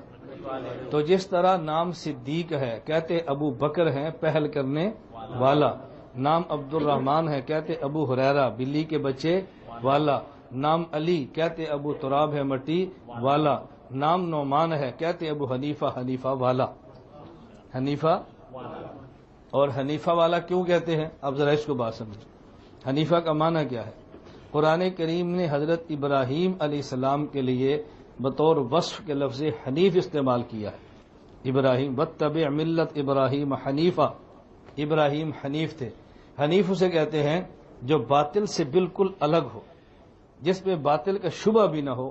اہل حق کو حنیف کہتے ہیں.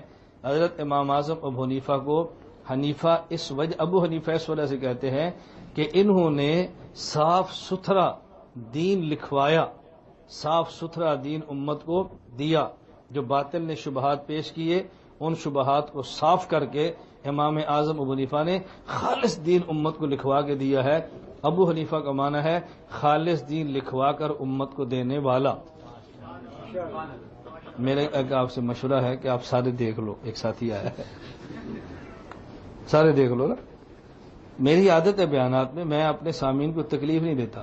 اب کان ادھر ہے آنکھ ادھر ہے تو اب تو تکلیف کیوں دی بھائی؟ کان بھی ادھر ہے آنکھ بھی ادھر ہے. فارغ ہو گئے، اب کان آنکھ ادھر کرو تاکہ آپ کو بات سمجھ آئے. یہ ترتیب غلط ہے؟ ٹھیک ہے، ٹھیک ہے. جب کوئی اور بندہ ہے آپ کا دیکھنے کو دل کرے تو آپ انگلی ایک بندہ کھڑی کر دے، میں سمجھوں گا کہ آپ دیکھنا چاہ رہے ہیں. آپ دیکھ رہے ہیں ایک صاحب اور آگے. اب بتائیں شروع کر دوں؟ میں نے آپ کو بات سمجھانی، وقت ضائع آپ نے نہیں کرنا. ہر بندے کی طبیعت ہے نا، ہماری طبیعت ہے. میں ساتھیوں سے کہتا ہوں ہماری زندگی تھوڑی ہے، کام بہت کرنا ہے. جب تھوڑی زندگی میں زیادہ کام کرنا ہو پھر وقت ضائع نہیں کرتا. اس لیے میں آپ کا وقت ضائع، میں کہتا ہوں جتنی دیر آپ بیٹھے اتنی دیر سنیں. جب سننے کا عمل ختم ہو جائے پھر اپنے گھروں کو جائیں، آرام فرمائے، نہ بلا وجہ خود جاگیں نہ بلا وجہ ہمیں جگائیں. بس توفیق اللہ دے. صبح تہجد پڑھیں. ہم وقت پہ سو جائیں گے ہم بھی پڑھ لیں گے، دیر سے اٹھیں گے سوئیں گے تو آپ بھی نہیں پڑھ سکیں گے، میں بھی نہیں پڑھ سکوں گا. تو اس لیے بہتر ہے کہ جتنا بیان سننا ہے سن لیں، اس بعد آرام کریں اور صبح تہجد کریں، تلاوت کریں، اذکار کریں. اللہ ہم سب کو یہ بات سمجھنے کی توفیق عطا فرمائے. حضرت امام ابو حنیفہ اس کا کیا مطلب؟ دین خالص لکھوانے والے.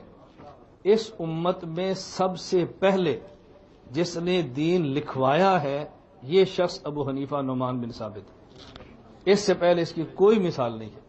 اور یہ ہماری بات نہیں ہے، یہ بات ہے کس کی؟ شافی المسلک، حنفی کی نہیں، شافی.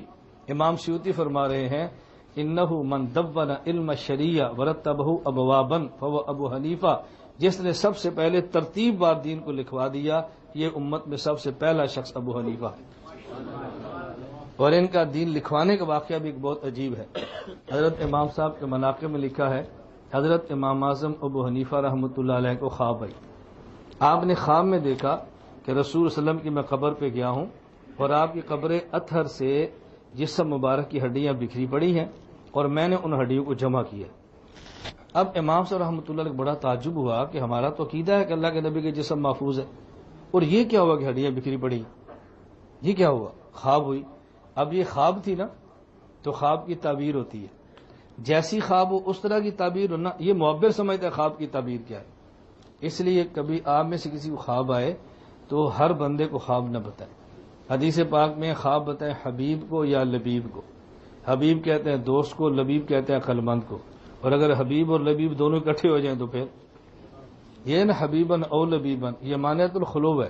اس کو مولوی سمجھیں گے، آپ نہیں سمجھیں گے. اور مولویوں میں سے ہر بندہ نہیں سمجھے گا، کوئی سمجھے گا. یہ مانعت الخلوب کیا ہوتا ہے، مانعت الجمع کیا ہوتا ہے. یا حبیب کو دکھاؤ یا لبیب کو دکھاؤ، دوست ہو اور یا عقلمند اس کو. کیوں؟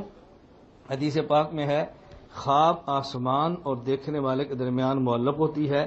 جیسا معبر تعبیر دیتا ہے ویسی ہی خواب کی تعبیر صادق ہوتی. حضرت امام ابن سیرین رحمۃ اللہ علیہ بیٹھے ہیں، ایک شخص آیا، اس نے خواب بیان کی کہ جی میری چارپائی کے نیچے سے آگ نکلی ہے زمین سے. حضرت فرمان لگے جا کر جلدی اپنا سامان باہر نکال لو، تمہارا مکان گرنے والا ہے. سامان باہر نکالا، مکان گر گیا. 6 مہینے بعد ایک شخص آیا، شاگرد بیٹھے ہیں، وہی خواب بیان کی. میں نے خواب دیکھی ہے میری چارپائی کے نیچے آگ نکلی ہے. فرمایا جگہ کھودو، نیچے خزانہ ہے. جگہ کھودی، خزانہ نکلا ہے. شاگردوں نے کہا استاد جی خواب ایک ہے، تعبیریں دو ہیں. فرمانے لگے خواب کی تعبیر میں موسم کو دخل ہوتا ہے. پہلے نے خواب گرمی میں دیکھی تھی، اس نے سردی میں دیکھی ہے. گرمی میں آگ آنا یہ باعث تکلیف ہے اور سردی میں آنا یہ باعث رحمت ہے. میں نے موسم کے بدلنے سے تعبیر بدل دی. یہ خواب فن ہے. حضرت مولانا مظہر نانوتوی آپ کو ایک عجیب واقعہ سنا. انہوں نے خواب دیکھی کہ میں نے درخواست دی ہے. انہوں نے خواب دیکھی ہندوستان میں ایک شہر ہے بریلی، 2 شہر ہے، ایک بریلی ایک الٹے باز بریلی، یہ ذہن میں رکھنا 2 شہر ہے. اس بریلی شہر سے کچھ بطخیں اڑی ہیں اور مولانا مظہر نانوتوی کے گھر آ کر بیٹھی ہیں. انہوں نے خواب کی تعبیر پوچھی. حضرت مولانا قاسم نانوتوی رحمۃ اللہ علیہ بانی دارالعلوم دیوبند تھے. حضرت فرمانے لگے بڑی دلچسپ خواب ہے یہ. حضرت فرمانے لگے تم نے ملازمت کی درخواست دی ہے، تمہاری ملازمت کی درخواست منظور ہو گئی ہے، بریلی شہر کے اندر تمہاری ڈیوٹی لگ گئی ہے اور تمہیں اگر تم مٹھائی کھلاؤ، حضرت فرمانے لگے تو تمہاری تنخواہ تو ہوگی، ملازمت لگ گئی ہے. اب یہ ملازمت کتنے روپے تمہیں ماہانہ تنخواہ ملے گی ملازمت کی؟ اگر تو تم کھلاؤ مٹھائی تو 21 روپے ماہانہ، اور اگر مٹھائی نہ کھلاؤ تو پھر 11 روپے ماہانہ. انہوں نے کہا جی میں مٹھائی کھلاؤں گا. فرمایا 21 روپے ماہانہ پہ تمہیں ملازمت لگ گئی. یہ جو مٹھائی کھلاؤں گا یہ پیار ہوتا ہے، یہ لالچ نہیں ہوتا. مٹھائی انہیں کیا کہانی دی؟ یہ تو محبت کی بات فرمائی نا. آپ آئے ہیں تو بیٹا کہتا ہے ابو میرا رزلٹ دے کر آنا، آپ دیکھ کر آگے. اس نے کہا رزلٹ؟ آپ نے کہا چائے کا کپ کھلاؤ پھر بتاؤں گا. اب آپ نے بیٹے سے کیا چائے کا کپ پینے؟ بات سمجھ رہے؟ اب کچھ دنوں بعد تار آ گئی اور 21 روپے ماہانہ پہ ان کو ملازمت ملی. مولانا مظہر نانوتوی رحمۃ اللہ بڑا تعجب ہوا. اس نے کہا آپ نے تعبیر کیسے نکالی ہے؟ فرمایا تم نے دیکھی ہے بطخیں جو بریلی شہر سے اڑی ہے تمہارے گھر آئی ہیں. بطخ کو عربی زبان میں کہتے ہیں بطن، با اور تا، توئیں جو ہیں تا، اور فارسی میں کہتے ہیں بط، وہی با اور توئیں. فرق کیا ہے؟ عربی میں تا مشدد ہے، مشدد میں 2 تا ہوتی ہیں، اور فارسی مخفف ہے، اس میں 1 تا ہوتا ہے. اللہ کے نبی نے فرمایا کہ تعبیر ہوتی ہے. اچھا فرمایا کہ حروف ابجد کے اعتبار سے با کے عدد بنتے ہیں 2، تا کے بنتے ہیں 9، 9 اور 2 11، اور 11 اور 9 جی نا 11 اور 20 بنتے ہیں. مجھ سے غلطی 21 کی ہوگی، 20، 11 اور 9 20. اب حضرت فرمانے لگے کہ اللہ کے نبی نے فرمایا کہ جیسے معبر تعبیر دیتا ہے خواب اس کے مطابق ہوتی ہے. میری مرضی میں تعبیر میں فارسی والا بت لے لوں یا عربی والا بت لے لوں. تو انہوں نے کہا مٹھائی کھلائیں گے، ہم نے تعبیر میں عربی والا بت رکھ دیا، اور 9 اور 2 11 اور 11 اور 9 20 بنتے ہیں، اس لیے میں نے تعبیر یہ دی. آپ بتاؤ تعبیر کتنا فن ہے. اس لیے ہر کسی کو خواب نہ بتایا کرو. میں الحمدللہ خواب کی تعبیر بتاتا ہوں، لیکن ہماری شرط ہوتی ہے، آپ کے پتہ نہیں بندے پسانا سے آندے پہ میری شرط ہے جو میری بیعت اس کے علاوہ میں تعبیر بتاتا نہیں. اس کی وجہ پتہ ہے کیا؟ وجہ یہ ہے ایک کی خواب کی تعبیر بتاؤ تو دوبارہ مسئلے کا فون نہیں آتا، خوابوں کا فون آتا. ایک بندے کو دم کر دو وہ ٹھیک ہو جائے، لوگ مسئلے کے نہیں دم کرانے کے لیے آتے. ایک کو تعویذ دے دو ٹھیک ہو جائے تو لوگ مسئلہ نہیں پوچھتے، تعویذ کراتے ہیں. اس لیے میں اپنے جب گھر پہ ہوتا ہوں نہ تعویذ دیتا ہوں نہ دم کرتا ہوں. اس کے لیے میں نے بھائی سے کہا بھی کام تم کرو تاکہ مجھ سے مسئلے پوچھیں اور یہاں سے ہم ایک طرف ہو جائیں. یہ بات اچھی طرح ذہن میں رکھیں. مجھے خواب پر ایک واقعہ یاد آیا. یہ حضرت اکاڑوی رحمۃ اللہ واقعہ سناتے تھے. ایک یہودی، ایک عیسائی، ایک مسلمان اکٹھے سفر کر رہے تھے اور راستے میں ایک جگہ وہ تھک گئے، رات ہی سو گئے. تو اس گاؤں کی بوڑھی عورت تھی، اس کے پاس کھیر تھی لیکن تھی 1 پلیٹ. اس نے کہا مسافر ہے، بیٹے سے کہا ان کو 1 پلیٹ کھیر دے تو بیچارے کھا لیں گے تھکے ہوئے. جب پہنچی 1 پلیٹ تو انہوں نے کہا بھی 1 پلیٹ کھیر ہے، بندے ہم 3 ہیں، کیا کریں آپ؟ انہوں نے کہا تینوں سو جاتے ہیں پھر خواب دیکھتے ہیں، جس کی صبح سب سے اچھی خواب ہے وہ کھا لے۔ تینوں سو گئے۔ اب صبح جب اٹھے تو یہودی سے کہا بھی پہلے تو بتا تو نے خواب کیا دیکھی ہے، تیرا نبی تو پہلے کا ہے نا۔ وہ یہودی کہنے لگا کہ موسیٰ علیہ السلام رات کو آئے تھے اور مجھے انہوں نے فرمایا کہ چلو تمہیں کوئی طور دکھاؤں، مدین کی جگہ جہاں بکریاں چرائیں وہ دکھاؤں، جہاں میری شادی وہ دکھاؤں۔ ماشاءاللہ بڑی سیر کرے گا، زبردست خواب ہے۔ بعد میں عیسائی سے کہا بھی تو بتا۔ اس نے کہا عیسیٰ علیہ السلام آئے تو انہوں نے کہا مجھے چل میں تجھے سیر کروں۔ وہ مجھے لے گئے، بیت الحم دکھایا، پھر جگہ دکھائی جہاں میں پیدا ہوا، پھر وہ درخت دکھایا جس کی میری ماں مریم نے کھجوریں کھائیں، چشمہ دکھایا جس کا پانی پیا، اور پھر وہ جگہ دکھائی جہاں آسمان پہ چلے گئے۔ زبردست ہے۔ مسلمان سے کہا تو بتا۔ اس نے کہا میں سویا تھا، رسول اللہ صلی اللہ علیہ وسلم تشریف لائے تو انہوں نے فرمایا کہ موسیٰ علیہ السلام اپنا امتی دے گئے طور دکھانے کے لیے، عیسیٰ علیہ السلام دے گئے لحم دکھانے کے لیے، اور تو اٹھ کے کھیر کھا لے۔ تو اٹھ کے کھیر کھا لے، میں نے کھیر کھا لی۔ اس نے کہا میں نے کھیر کھا لی ہے۔ تو خواب بنا کر کھیر ہی کھانی تھی نا، تو میں سیدھی کھیر ہی کھا لوں۔ ایک مرید تھا، اس نے خواب دیکھی اور اس نے اپنے پیر صاحب سے کہا کہ پیر صاحب رات میں نے خواب دیکھی ہے، میری 10 انگلیاں پخانے میں ہیں، آپ کی 10 انگلیاں شہد میں۔ پیر صاحب فرمایا تم دنیا کے کتے ہو، تم نے پیشاب پخانے میں جانا ہے، ہم اللہ والے ہیں شہد میں جانا ہے۔ اس نے کہا پیر صاحب آدھی خواب ہے، پوری تو سن لیں۔ انہوں نے کہا جب پوری سناؤ۔ اس نے کہا جی آپ کی انگلیاں میں چاٹ رہا ہوں، میری آپ چاٹ رہے ہیں۔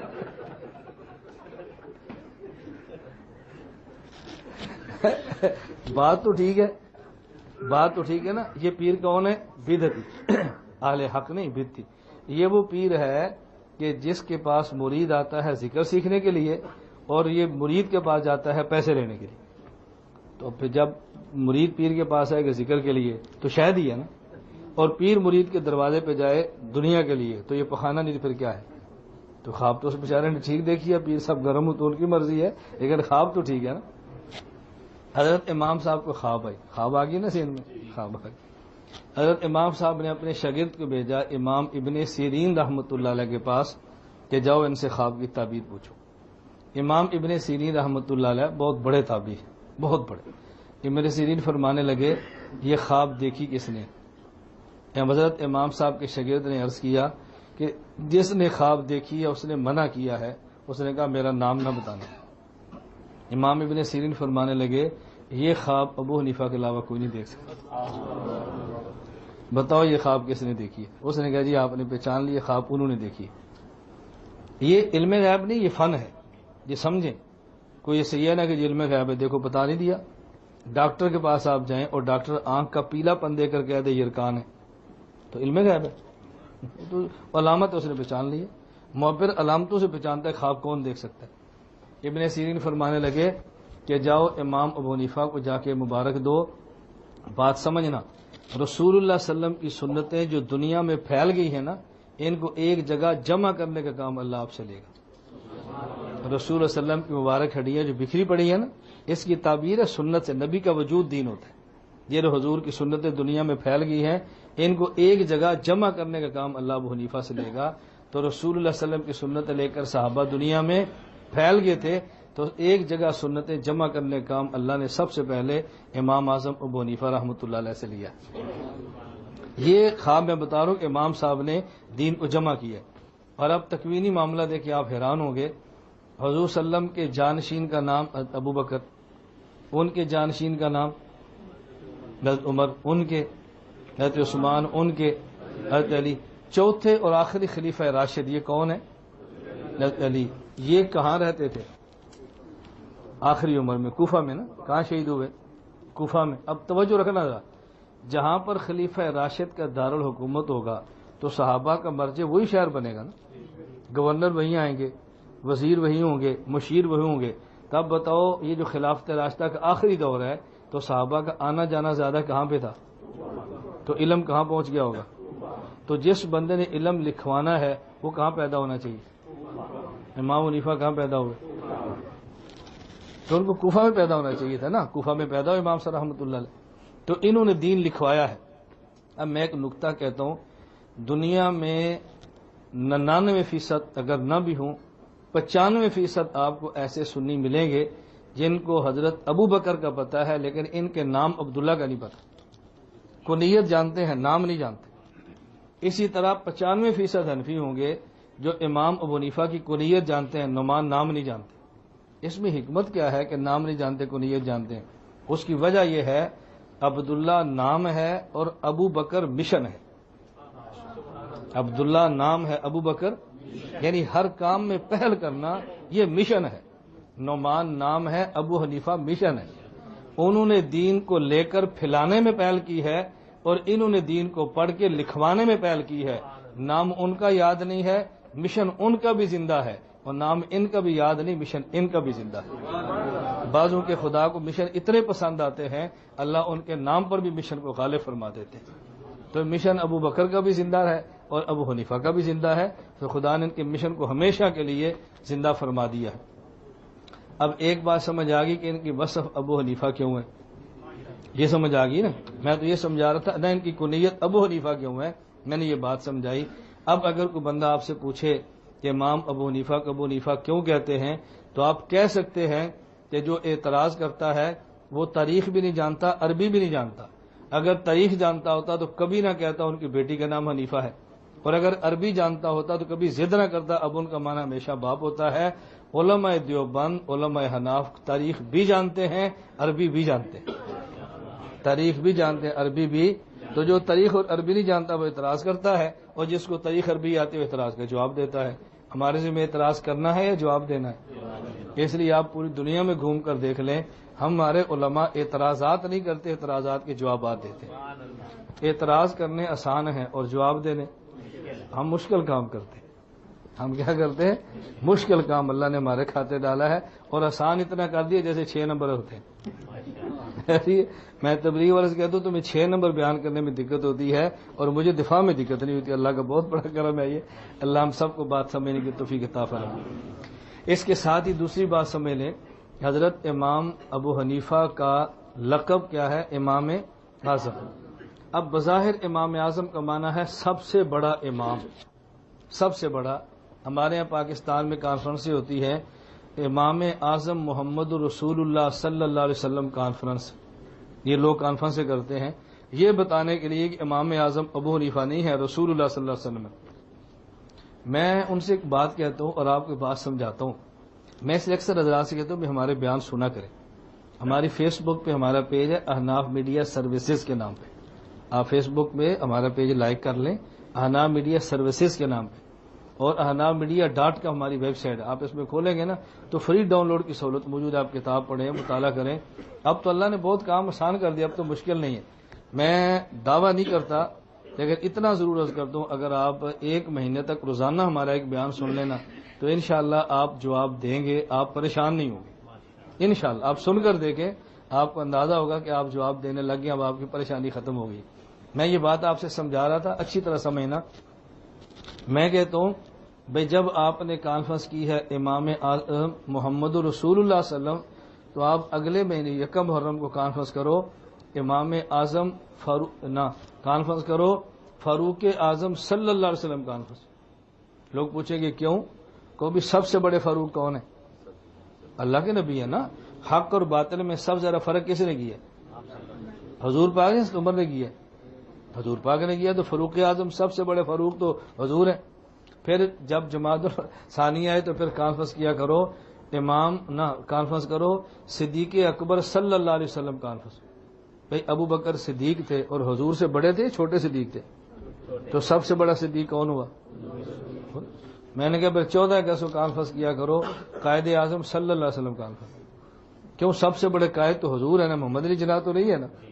تو ہمیں سمجھ نہیں آتی کہ آپ صدیق اکبر صلی اللہ علیہ وسلم کانفرنس نہیں کرتے، فاروق اعظم صلی اللہ علیہ وسلم کانفرنس نہیں کرتے، قائد اعظم صلی اللہ علیہ وسلم کانفرنس نہیں کرتے۔ ایک ہی کانفرنس آپ کو یاد ہے، امام اعظم رسول اللہ صلی اللہ علیہ وسلم کانفرنس۔ اس کا معنی یہ ہے کہ امام اعظم ابو حنیفہ سے چڑ ہے، مسئلے سے چڑ نہیں ہے، مسئلے سے۔ اب آپ بات سمجھ لیں، آپ مسئلہ بھی، یہ تو جواب ہوا نا، بات بھی سمجھ لیں۔ ہم کہتے ہیں سارے صحابہ صدیق ہیں، ان میں سب سے بڑے ابو بکر ہیں جنہیں صدیق اکبر کہتے ہیں۔ سب صحابہ صدیق ہیں. دلیل کیا ہے؟ قرآن کریم میں ہے من النبیین والصدیقین. نبیین کے بعد صدیقین سے مراد صحابہ ہیں. سارے صدیق ہیں، ان میں سے بڑے ابو بکر صدیق اکبر ہیں. توجہ رکھنا، سارے صحابہ حق اور باطل میں فرق کرنے والے ہیں، لیکن ان میں سب سے جری حضرت عمر بن خطاب فاروق اعظم ہیں. توجہ رکھنا. اور جب پاکستان بنا تھا، میں مسلم لیگ، پی پی، جمعیت میں سیاست کی بات نہیں کر رہا، میں اس وقت کی بات کر رہا ہوں جو مسلم لیگ تھی. ان میں لیڈر تھے جماعتی قائد، ان میں سب سے بڑے لیڈر کا نام محمد علی جناح تھا. تو جب ہم کہتے ہیں ابو بکر صدیق اکبر، اس کا معنی یہ نہیں کہ نبیوں سے بڑا صدیق، اس کا معنی ہے عام صحابہ سے بڑا صدیق. جب کہتے ہیں نا فاروق اعظم، اس کا معنی یہ نہیں کہ نبیوں سے بڑا فاروق، ہم کہتے ہیں صحابہ میں بڑا فاروق. اور جب کہتے ہیں قائد اعظم، اس کا معنی یہ نہیں کہ نبیوں سے بڑا لیڈر، ہم کہتے ہیں اس کا معنی مسلم لیگ کے قائدین میں سے بڑا قائد محمد علی جناح. اور جب کہتے ہیں امام اعظم ابو حنیفہ، اس کا معنی یہ نہیں نبیوں سے بڑا امام، اس کا معنی یہ ہے کہ فقہا اور اماموں میں بڑا امام. مفتی ارشد صاحب چیف امام ہے کہ نہیں؟ تو چیف امام تو حضور پاک ہونا چاہیے، کہاں سے بن گئے؟ کوئی بھی اعتراض نہیں کرتا. چیف امام کو من بڑا امام ہی ہوتا ہے نا. تو میں ان کی کل کو باری نہ آ جائے بھائی یہ نام ہٹاؤ ان کا، یہ شرک پھر رسالت ہو رہا ہے. ظاہر جب آگے باری تو آنی ہے نا. آج آپ دفاع کریں گے تو ان کی باری نہیں آئے گی، نہیں کریں گے تو پھر ان کی باری بھی آ جائے گی. اللہ میں بات سمجھنے کی توفیق عطا فرمائے. امام صاحب کا نام کیا ہے؟ نعمان. امام صاحب کی کنیت ابو حنیفہ، اور امام صاحب کا لقب امام اعظم. یہ باتیں سمجھیے. میں نے کہا نا آپ کو اس سے اندازہ ہوگا نا کتنا وسیع مضمون ہے. یہ 7 مثالیں دے کر بات سمجھانا ضروری ہوتی ہے، ورنہ آدمی کو پوری بات بھی سمجھ نہیں آتی اور بندہ اکتاہٹ کا شکار ہو جاتا ہے. اب 1-2 باتیں ذرا ساتھ اور بھی سن لیں. باتیں بہت ساری کہنے والی ہیں، میں 1-2 باتیں سناتا ہوں. میں نے اس لیے کہا کہ آپ تھوڑی سی گفتگو سن لیں، باقی میری اس عنوان پر، مثلا تقلید کا عنوان ہے، تقلید کے عنوان پہ میرا 12 گھنٹے کا سبق نیٹ پہ موجود ہے. روزانہ 1.5 گھنٹہ 12 گھنٹے کا سبق موجود ہے، بلکہ 12 سے بھی بڑا ہوگا. آپ سنتے جائیں، روزانہ اس میں آ جائیں اور سنتے جائیں. میں آخر میں آپ کو اپنا واٹس ایپ سروس کا نمبر بھی لکھاؤں گا، آپ اس کو اپنے پاس محفوظ کر لیں. آج میسج کریں، صبح سروس آپ کے پاس ہوگی. روزانہ 5 سے لے کے 10 منٹ کا بیان آپ کو ملے گا. 10 منٹ تو روزانہ نکال سکتے ہیں، یہ کیا مشکل ہے؟ 5-10 منٹ روزانہ آپ سنیں. انشاءاللہ آپ کو محسوس ہوگا کہ آپ کے پاس ہتھیار موجود ہے، بس استعمال کرنے کا طریقہ بندے کو آنا چاہیے. دیکھیں جی، بندے کے پاس سامان ہو بتانا چاہیے، یہ کوئی ریاکاری نہیں ہوتی. تبلیغ والے بتاتے ہیں جی ہم نے یہ کام کیا، دوسرے کہتے ہیں ہم نے یہ کام کیا. تو جو میں کرتا ہوں مجھے بھی اپنا کام بتانا چاہیے کہ اپنی کارگزاری کا نام شہرت اور ریان ہوتی. کارگزاری کا نام ہوتا ہے امت کے سامنے حالات پیش کرو تاکہ امت اسے استفادہ کر سکے. حضرت شیخ الحدیث مولانا زکریا رحمۃ اللہ علیہ نے آپ بیتی خود لکھی ہے، کسی نے ان کے مرنے کے بعد لکھی ہے؟ خود لکھی ہے نا. آپ بیتی کا معنی جو میرے ساتھ کیا گزری ہے خود لکھی ہے نا. تو وہ ریاکار تھے، اپنے حالات کیوں لکھے؟ اپنے حالات بتانا ریاکاری نہیں ہوتی. اپنے حالات بتانے کا مقصد امت اس سے استفادہ کرے. یہ میں ساتھ شکوک اس لیے دور کرتا ہوں کہ میرے جانے کے بعد غیبت کر کے خام خواہ گناہ کے اندر مبتلا نہ ہو. ہم آئے تھے بیان سننے کے لیے، اس نے اپنی باتیں شروع کر دی. اپنا کام تو بتانا چاہیے. میں 1-2 باتیں عرض کر کے نا، میں نے عرض کیا کہ میں بہت لمبی بات نہیں کروں گا، میں بڑی مختصر بات کرتا ہوں. حضرت امام اعظم نعمان بن ثابت ابو حنیفہ رحمۃ اللہ علیہ، ایک ذرا بات اور سمجھے. امام صاحب کا ایک وصف فتاوی شامیہ میں ہے، سراج الامہ. سراج الامہ کا معنی ہے امت کا چراغ. یہ وصف سمجھ آ گیا نا تو آپ دیکھنا کتنے اعتراض دور ہوتے ہیں. سراج الامہ، امت کا چراغ. اس کا مطلب کیا ہے؟ بہت سے لوگ آپ کے سامنے اعتراض کریں گے اور وہ آیت پڑھ کر اعتراض کریں گے جو آیت میں نے آپ کے سامنے پیش کی ہے. آیت ہے الیوم اکملت لکم دینکم، کہ دین اللہ کے نبی پر خدا نے کامل کر دیا. اب وہ کہتے ہیں قرآن اور حدیث کا نام دین کامل ہے، اور یہ جو فقہ حنفی ہے یہ قرآن حدیث اور صحابہ کے بعد کی پیداوار ہے جو کہ بدعت ہے، لہذا ہم اس کو ماننے کے لیے تیار نہیں. اب آپ بات سمجھیں. اگر کوئی بندہ آپ سے کہے کہ فقہ حنفی صحابہ کے نبی پاک کے دور کی ہے یا بعد کی ہے، تو آپ نے کہنا ہے نبی پاک کے دور کی. کیا کہنا ہے؟ نبی پاک کے دور. مجھے پتہ ہے آپ کے حلق سے بات کیوں نکلے کہ دلیل آپ کے ذہن میں نہیں ہے نا. الجھن ہو رہی، کیسی بات کہہ رہے ہیں. بندہ آپ سے سوال کرے کہ فقہ حنفی رسول اللہ صلی اللہ علیہ وسلم کے دور کی ہے یا بعد کی ہے، تو آپ کیا کہیں گے؟ اچھا. اگلا وہ سوال کرے گا امام حنیفہ حضور کے دور کے ہیں یا بعد کے، تو آپ نے کیا کہنا ہے؟ بات کی. تو جب امام بات کیا تو فقہ حضور کے دور کی کیسی ہوگی؟ سوال معقول ہے نا.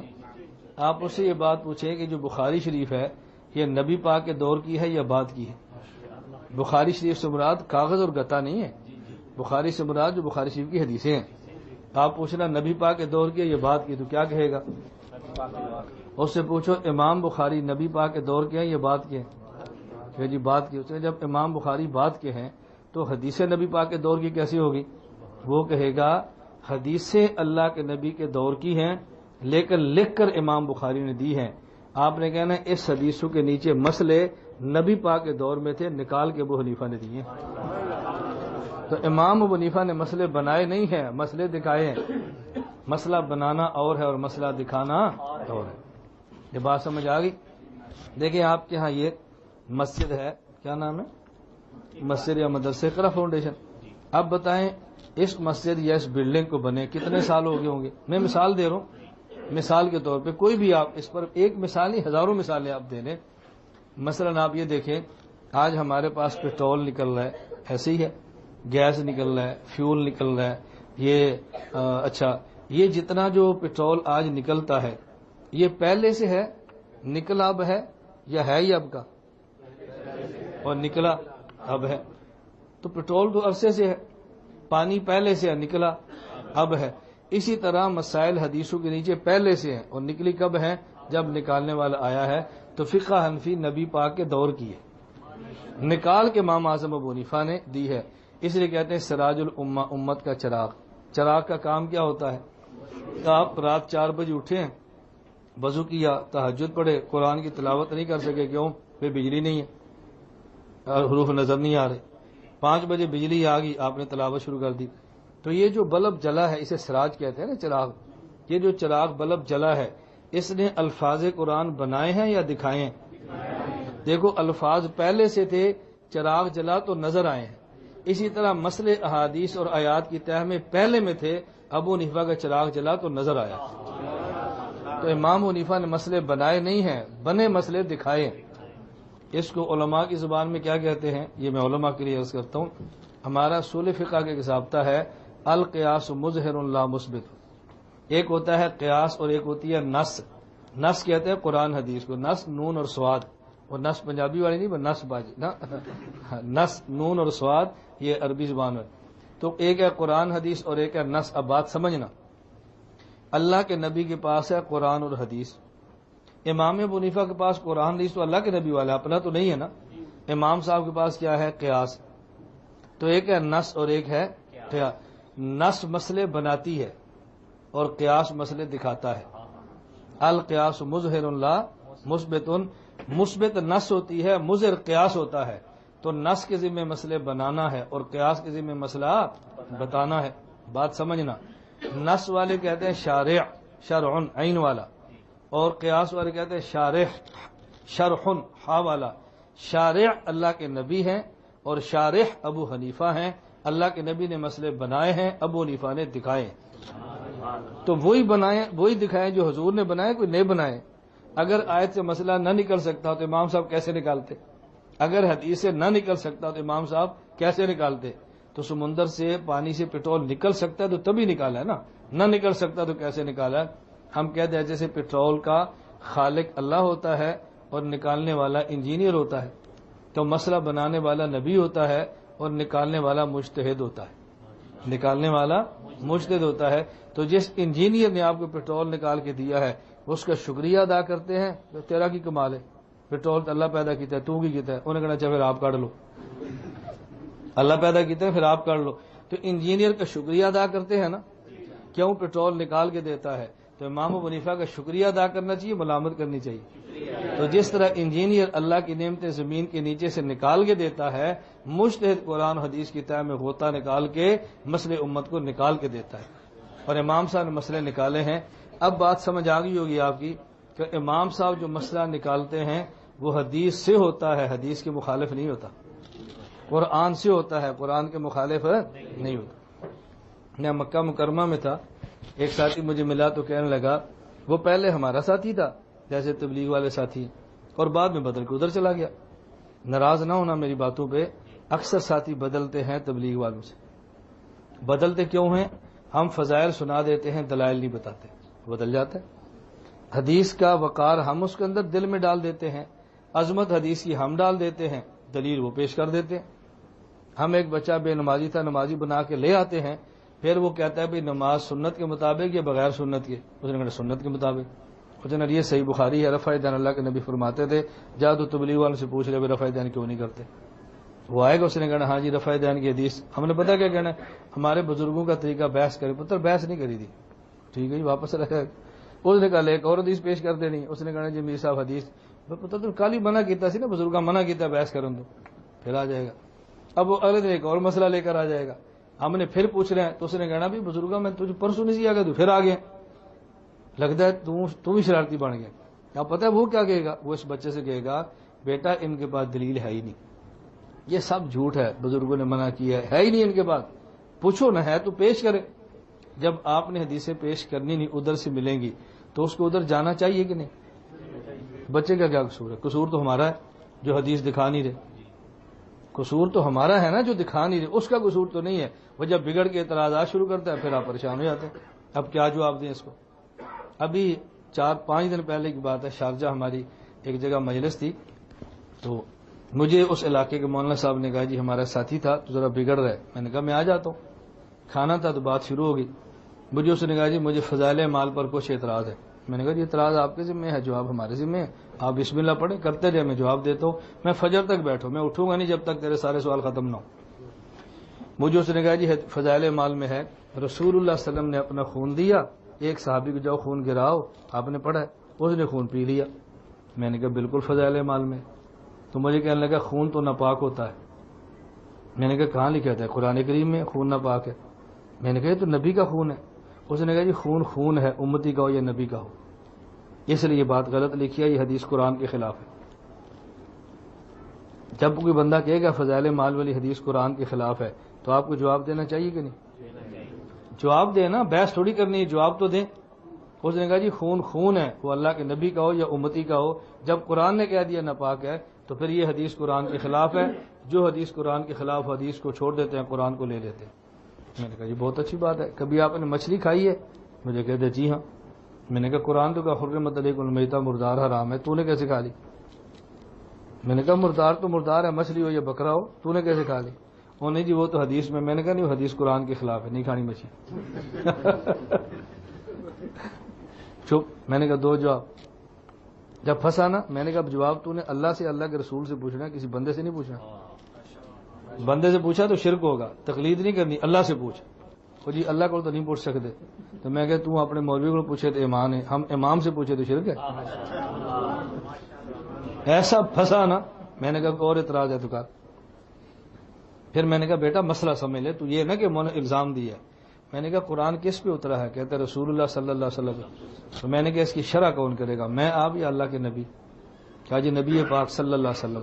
تو میں نے کہا جب حضور نے شرح اپنے عمل سے بتا دیا کہ نبی کے خون کا وہ نہیں ہے جو قرآن میں ہے، جب نبی پاک نے بتا دیا کہ مچھلی وہ مردار نہیں ہے جو قرآن میں ہے، تو نبی پاک قرآن والے مردار سے مچھلی الگ کر سکتے ہیں، تو قرآن والے خون سے نبی کا خون بھی الگ ہو سکتا ہے. مجھے کہتا جی مولانا صاحب مزہ آ گیا. میں نے کہا اور پوچھ. کہتا جی تعویذ. میں نے کہا کر سکتے. کہتا نہیں دم کرنا نہیں، لکھ کر دینا. میں نے کہا قرآن اللہ پاک نبی کو لکھ کر دیا تھا. کہتا نہیں. تو میں نے کہا حضور نے کیوں لکھوایا؟ وہ جی وہ تو قرآن ہے نا. میں نے کہا نہیں، یہ بھی تو بسم اللہ ہی لکھی ہے نا، فاتحہ لکھی ہے نا. مجھے بتا جب اللہ کے نبی کو اللہ نے بغیر لکھے قرآن دیا تو حضور نے کیوں لکھوایا؟ اس نے کہا جی نہ لکھواتے تو محفوظ نہ رہتا.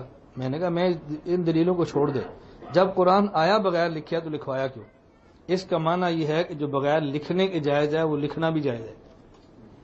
ایسے ہی ہے نا، جو چیز بغیر لکھنے جائز ہے وہ لکھا ہوا بھی.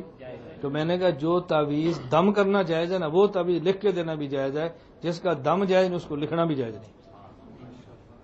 اس سے میں ایک نا درمیان میں ایک بات کہہ دیتا ہوں. دارالعلوم دیوبند میں ایک استفتاء گیا کہ ویڈیو کی حیثیت کیا ہے، دیکھنا جائز ہے کہ نہیں. تو انہوں نے فرمایا جس کو ویڈیو کے باہر جائز ہے ویڈیو کے اندر بھی جائز، جس کو باہر دیکھنا جائز نہیں اندر بھی جائز. اب مسئلہ سمجھ آ گیا کس کی ویڈیو دیکھنی کس کی نہیں دیکھنی؟ سمجھ آ گیا نا. یہ نہیں کہ دیکھنی ہے کہ نہیں دیکھنی، مسئلہ ہے کہ کیا دیکھنا ہے کیا نہیں دیکھنا. یہ اللہ میں بات سمجھنے کی توفیق عطا فرمائے. میں آج مفصل کہہ رہا تھا، عباس پور آزاد کشمیر میں ایک جگہ ہے، کشمیر کے ساتھیوں کو جانتے ہیں. میرا وہاں بیان تھا تو مسجد کے اندر تبلیغ والے بھی تھے. میرے جانے سے پہلے کیمرہ لگا تو مجھے مولانا صاحب فرمانے لگے کہ تبلیغ والے ساتھی جماعت آئی ہے، وہ محسوس کریں گے تو آپ ویڈیو ریکارڈنگ نہ کریں. میں نے کہا آپ کو تو اعتراض نہیں ہے نا؟ اب وہ تو میرے سامنے نہیں کہہ سکتے تھے اعتراض ہے، چونکہ میں نے تو بات شروع کر دینی تھی. میں نے کہا آپ کو اعتراض نہیں کہتے، نہیں مجھے تو نہیں ہے. میں نے کہا ان کو میں سمجھا لیتا ہوں، آپ فکر نہ کریں. جماعت ایسے آگے بیٹھی تھی. میں نے جماعت والوں سے پوچھا بھی آپ کی جماعت کتنے عرصے کے لیے؟ کہا جی 1 سال کی. تو میں نے کہا عباس پور میں آپ نے سال لگانا ہے؟ کہا نہیں، ہماری جماعت بیرون جانی تھی اور پاسپورٹ ایمبیسی میں پڑا ہوا ہے، ویزا چونکہ ملا نہیں ہے تو ہمیں رخ دیا گیا فلاں فلاں مساجد میں کام کرو، جب ویزا آئے گا تو ہم چلے جائیں گے. میں نے کہا جب آپ نے ویزے کے لیے پاسپورٹ دیے ہیں، ساتھ تصویریں بھی دی ہیں؟ مجھے کہتے جی ہاں. میں نے کہا وہ تو حرام ہے، آپ نے کیسے دی تصویریں؟ کہا جی تصویر نہ دیتے تو باہر کا ویزا کیسے لگتا؟ تو میں نے کہا ہم نہ جائیں باہر. اللہ پاک قیامت کو پوچھیں افریقہ امریکہ کیوں نہیں گئے تھے؟ آپ کہنا اللہ بغیر تصویر کے ویزا لگتا نہیں تھا، تصویر حرام تھی، تو ہم تیرے دین کے لیے حرام کام کیسے کر سکتے تھے، اس لیے ہم نہیں گئے. اب چپ. بات سمجھ آ رہی ہے؟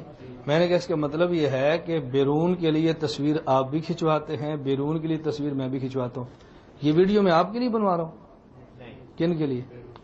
جو نہیں ہے ان کے لیے نا، بیرون کے لیے. میں نے کہا آپ وہ تصویر کھنچواتے ہیں جو پرنٹڈ ہے، میں وہ کھنچواتا ہوں جو ڈیجیٹل ہے. اور پرنٹڈ تصویر بال اتفاق حرام ہے، اور ڈیجیٹل میں اختلاف ہے حرام ہے کہ نہیں. آپ کا حرام بڑا ہے، میرا چھوٹا ہے. آپ کے حرام پہ سارے علماء متفق ہیں، میرے علماء حرام پر ابھی تک اختلاف چل رہا ہے، اس کو حرام کہے یا نہ کہے. اچھا میں نے کہا دوسری بات کیا ہے، آپ نے تصویریں کھنچوا کے سفارت خانے رکھ دی ہیں اور خود آپ نے باہر چلا جانا ہے، اور میں نے تصویر کھنچوا کے یہاں سرگودا بیٹھ گیا ہوں، تصویر میں نے باہر بھیج دینی ہے. بھیجی تو دونوں نے ہے نا، آپ نے سفارت خانے بھیجی ہے، میں نے باہر بھیج دی ہے. آپ کی تصویر گونگی پڑی ہے، میری بول رہی ہے. تو آپ بھی تصویر کے ذریعے باہر جا رہے ہیں مشن پہنچانے کے لیے، اور میں بھی تصویر کے ذریعے مشن پہنچا رہا ہوں. پہنچا دونوں نے. فرق کیا ہے؟ آپ نے 2 کو دعوت دینی ہے اور میری تصویر 2000 بندوں نے سننا ہے. اب آپ بتائیں آپ نے کام زیادہ کی ہے میں نے؟ کہتے جی آپ نے. تو میں نے کہا پھر اس کو ریکارڈ کر لیں؟ کہتے جی کر لیں. ٹھیک ہے مہربانی. میں نے کہا آپ کی میں نے کہا شکریہ. میں نے کہا بیٹا آپ نے نا ذہن بنا رکھا ہے کہ مولانا صاحب فاسق ہیں، ویڈیو بناتے ہیں، گناہ گار ہیں، مجرم ہیں، میں بڑا نیک ہوں، میں نہیں بناتا. میں نے کہا اتنی پاکیزگی کے دعوے نہ کیا کرو، خدا سے ڈرو، قیامت کو جانا ہے.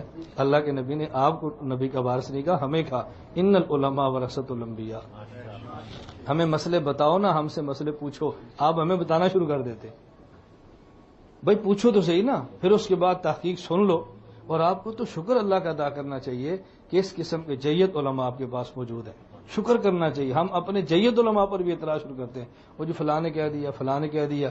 تو میں نے کہا جب فلاں نے کہہ دیا تو میری بات اس فلاں کو بتا دو، کیا فرق پڑتا ہے؟ مجھے جو آپ نے فلاں کی بات کی ہے تو میری فلاں کو سنا دو نا، اس سے کوئی فرق پڑتا ہے؟ نہیں بات سمجھ آئی آپ؟ میں دبئی ایک مسجد میں تھا، ایسے عصر کی نماز پڑھی تو وقت تھا، تو میں نے کہا چلو تسبیحات کر لیں. ایک ساتھی تبلیغ والے تو مجھے دیکھا آ کر بیٹھ کے، چونکہ میری ٹوپی میں تھا، عام طور میں پگڑی پہنتا ہوں، صرف ٹوپی پہنی ہو تو عام بندہ پہچان نہیں سکتا. مولانا لیاز گمن صاحب. میں نے کہا جی ہاں. تھوڑی دیر بیٹھے، اسلام دعائی. تو اس نے کہا میں آپ کو بہت سنتا ہوں، اللہ کا بڑا شکر ہے آج اللہ نے ملاقات کرا دی ہے، تو چلے مسجد کے امام صاحب سے ملاقات کراتے ہیں. میں نے کہا وجہ؟ آپ کو میری بات پہلی مجلس میں سمجھ نہیں آنی. میں نے کہا وجہ؟ کہتا جی بہت بڑے آدمی ہیں. میں نے کہا میں بہت چھوٹا آدمی ہوں. اس نے کہا جی نہیں. تو میں نے کہا امام صاحب کو لیا نا مجھے ملانے کے لیے. نہیں سمجھے؟ میں نے کہا امام صاحب کو لیا. پھر یہ کہتا جی کیوں؟ میں نے کہا میں اس امام کو ملوں گا تو وہ سمجھے گا چندہ مانگنے کے لیے دبئی آیا. میں اپنے علم کو ذلیل نہیں کرنا چاہتا، اس کو کیا مجھے آ کر ملے. وہ ملے گا تو میں نہیں سمجھوں گا بھیک مانگنے کے لیے آیا، میں جاؤں گا تو وہ سمجھے گا بھیک مانگنے کے لیے آیا. میرے یہاں بات ساتھیوں نے کہا جی کچھ انفرادی ملاقاتیں کریں. میں نے کہا میں نہیں کرتا انفرادی ملاقاتیں. انہوں نے کہا چندہ مانگنے کے لیے آیا. میں اپنے علم کو ذلیل کیوں کروں؟ پگلوں والی بات کرتا ہے. بھائی ملنا تو مجھے آ کر ملے نا، میں کہ کو جا کر گھر جا کر ملوں. یہ سیٹھ صاحب مولانا صاحب آئے ہیں، حاجی صاحب مولانا صاحب آئے ہیں، یہ چودھری صاحب مولانا صاحب آئے ہیں. چودھری صاحب کو نا مولانا صاحب کو آ کر مل لے. میری گزارش سمجھ آ رہی؟ اس لیے اب ہم سے کبھی یہ توقع نہ رکھنا کہ ہم در در پہ بھیک مانگے جا کے آئیں گے تو آپ کا فائدہ ہے. اب آپ آئیں کچھ فائدہ ہو رہا ہے کہ نہیں ہو رہا؟ اور میں آپ کی دکان پہ چائے پینے کے لیے آتا تو پھر آپ نے کہا یار میں بزی ہوں، مولانا صاحب نے کہا کل آ جانا. ہم نے سمجھنا ہے $100 مانگنے کے لیے آیا. پھر اس اللہ ہوگا ایسی بات سمجھ آئی. اب جب بھی میں میرا تیسرا سفر ہو رہا ہے، جب جاتا ہوں کہتا مولانا میری خواہش ہے میرے گھر ٹھہرے. گھر والے نکال لیتے ہیں، مجھے گھر میں رکھتے ہیں، کہتا جی اپنے ادھر چلے جائیں ہمارے گھر میں ٹھہرے. میں نے کہا بیٹا تو نے دیکھا ہی نہیں ہے خالص دین کے لیے کام کرنے والے. میں ان علماء کی موجودگی میں کہتا ہوں اس دن سے پہلے اللہ میں موت دے دے جب ہم دین کو دنیا کے لیے استعمال کرتے ہیں. ہم بھی دنیا کے لیے دین استعمال کریں گے تو دین اللہ کے لیے کون بیان کرے گا بتاؤ. اللہ ہمیں یہ باتیں سمجھنے کی توفیق عطا فرمائے. تو خیر میں جو بات سمجھا رہا تھا وہ سمجھ میں آ گئی. تو میں بتا رہا تھا امام صاحب سراج الامہ ہے اور ہماری فقہ اللہ کے نبی کے دور کی ہے، بعد کی نہیں ہے. ہاں ہے اللہ کے نبی کے دور کی، نکال کے امام صاحب نے دی ہے. اس پر میں ایک واقعہ سنانے لگا تھا کہ فقہ قرآن حدیث کے خلاف نہیں ہے، قرآن حدیث میں سے. مکہ مکرمہ میں ذہن میں آگے بات تھوڑا سا واپس آئے نا. آپ لوگ بڑے ہیں نا، پھر واپس لانا تھوڑا سا مشکل ہوتا ہے اور بڑے دماغ میں چھوٹی چھوٹی باتیں جلدی آتی نہیں ہیں اس لیے ہم چھوٹی چھوٹی باتیں سناتے ہیں. میں گزارش کر رہا تھا کہ ہمارے ساتھی کیوں بگڑتے ہیں، ہم فضائل سناتے ہیں دلائل نہیں سناتے. آپ نے دونوں کام کرنے ہیں، فضائل بھی اور دلائل بھی. فضائل رائے کے ذمہ اور دلائل سرگودا کے ذمہ. تبلیغی جماعت فضائل والی ہے اور ہم بولو نا دلائل والے. اور جو فضائل والے تھے ان کے بانی بھی مولانا الیاس ہیں اور میں بھی ایک الیاس کو مانتے اور دوسرے کو نہیں مانتے. اس کا مطلب امت میں توڑ پیدا کر رہے ہیں. امت میں توڑ پیدا کرنا ہے یا جوڑ؟ تو جوڑ کا معنی کہ ایک کو مانو ایک کو چھوڑ دو. دونوں کو مانو بابا، یہ جوڑ ہے. ہم جوڑ والے، ہم توڑ والے نہیں ہیں.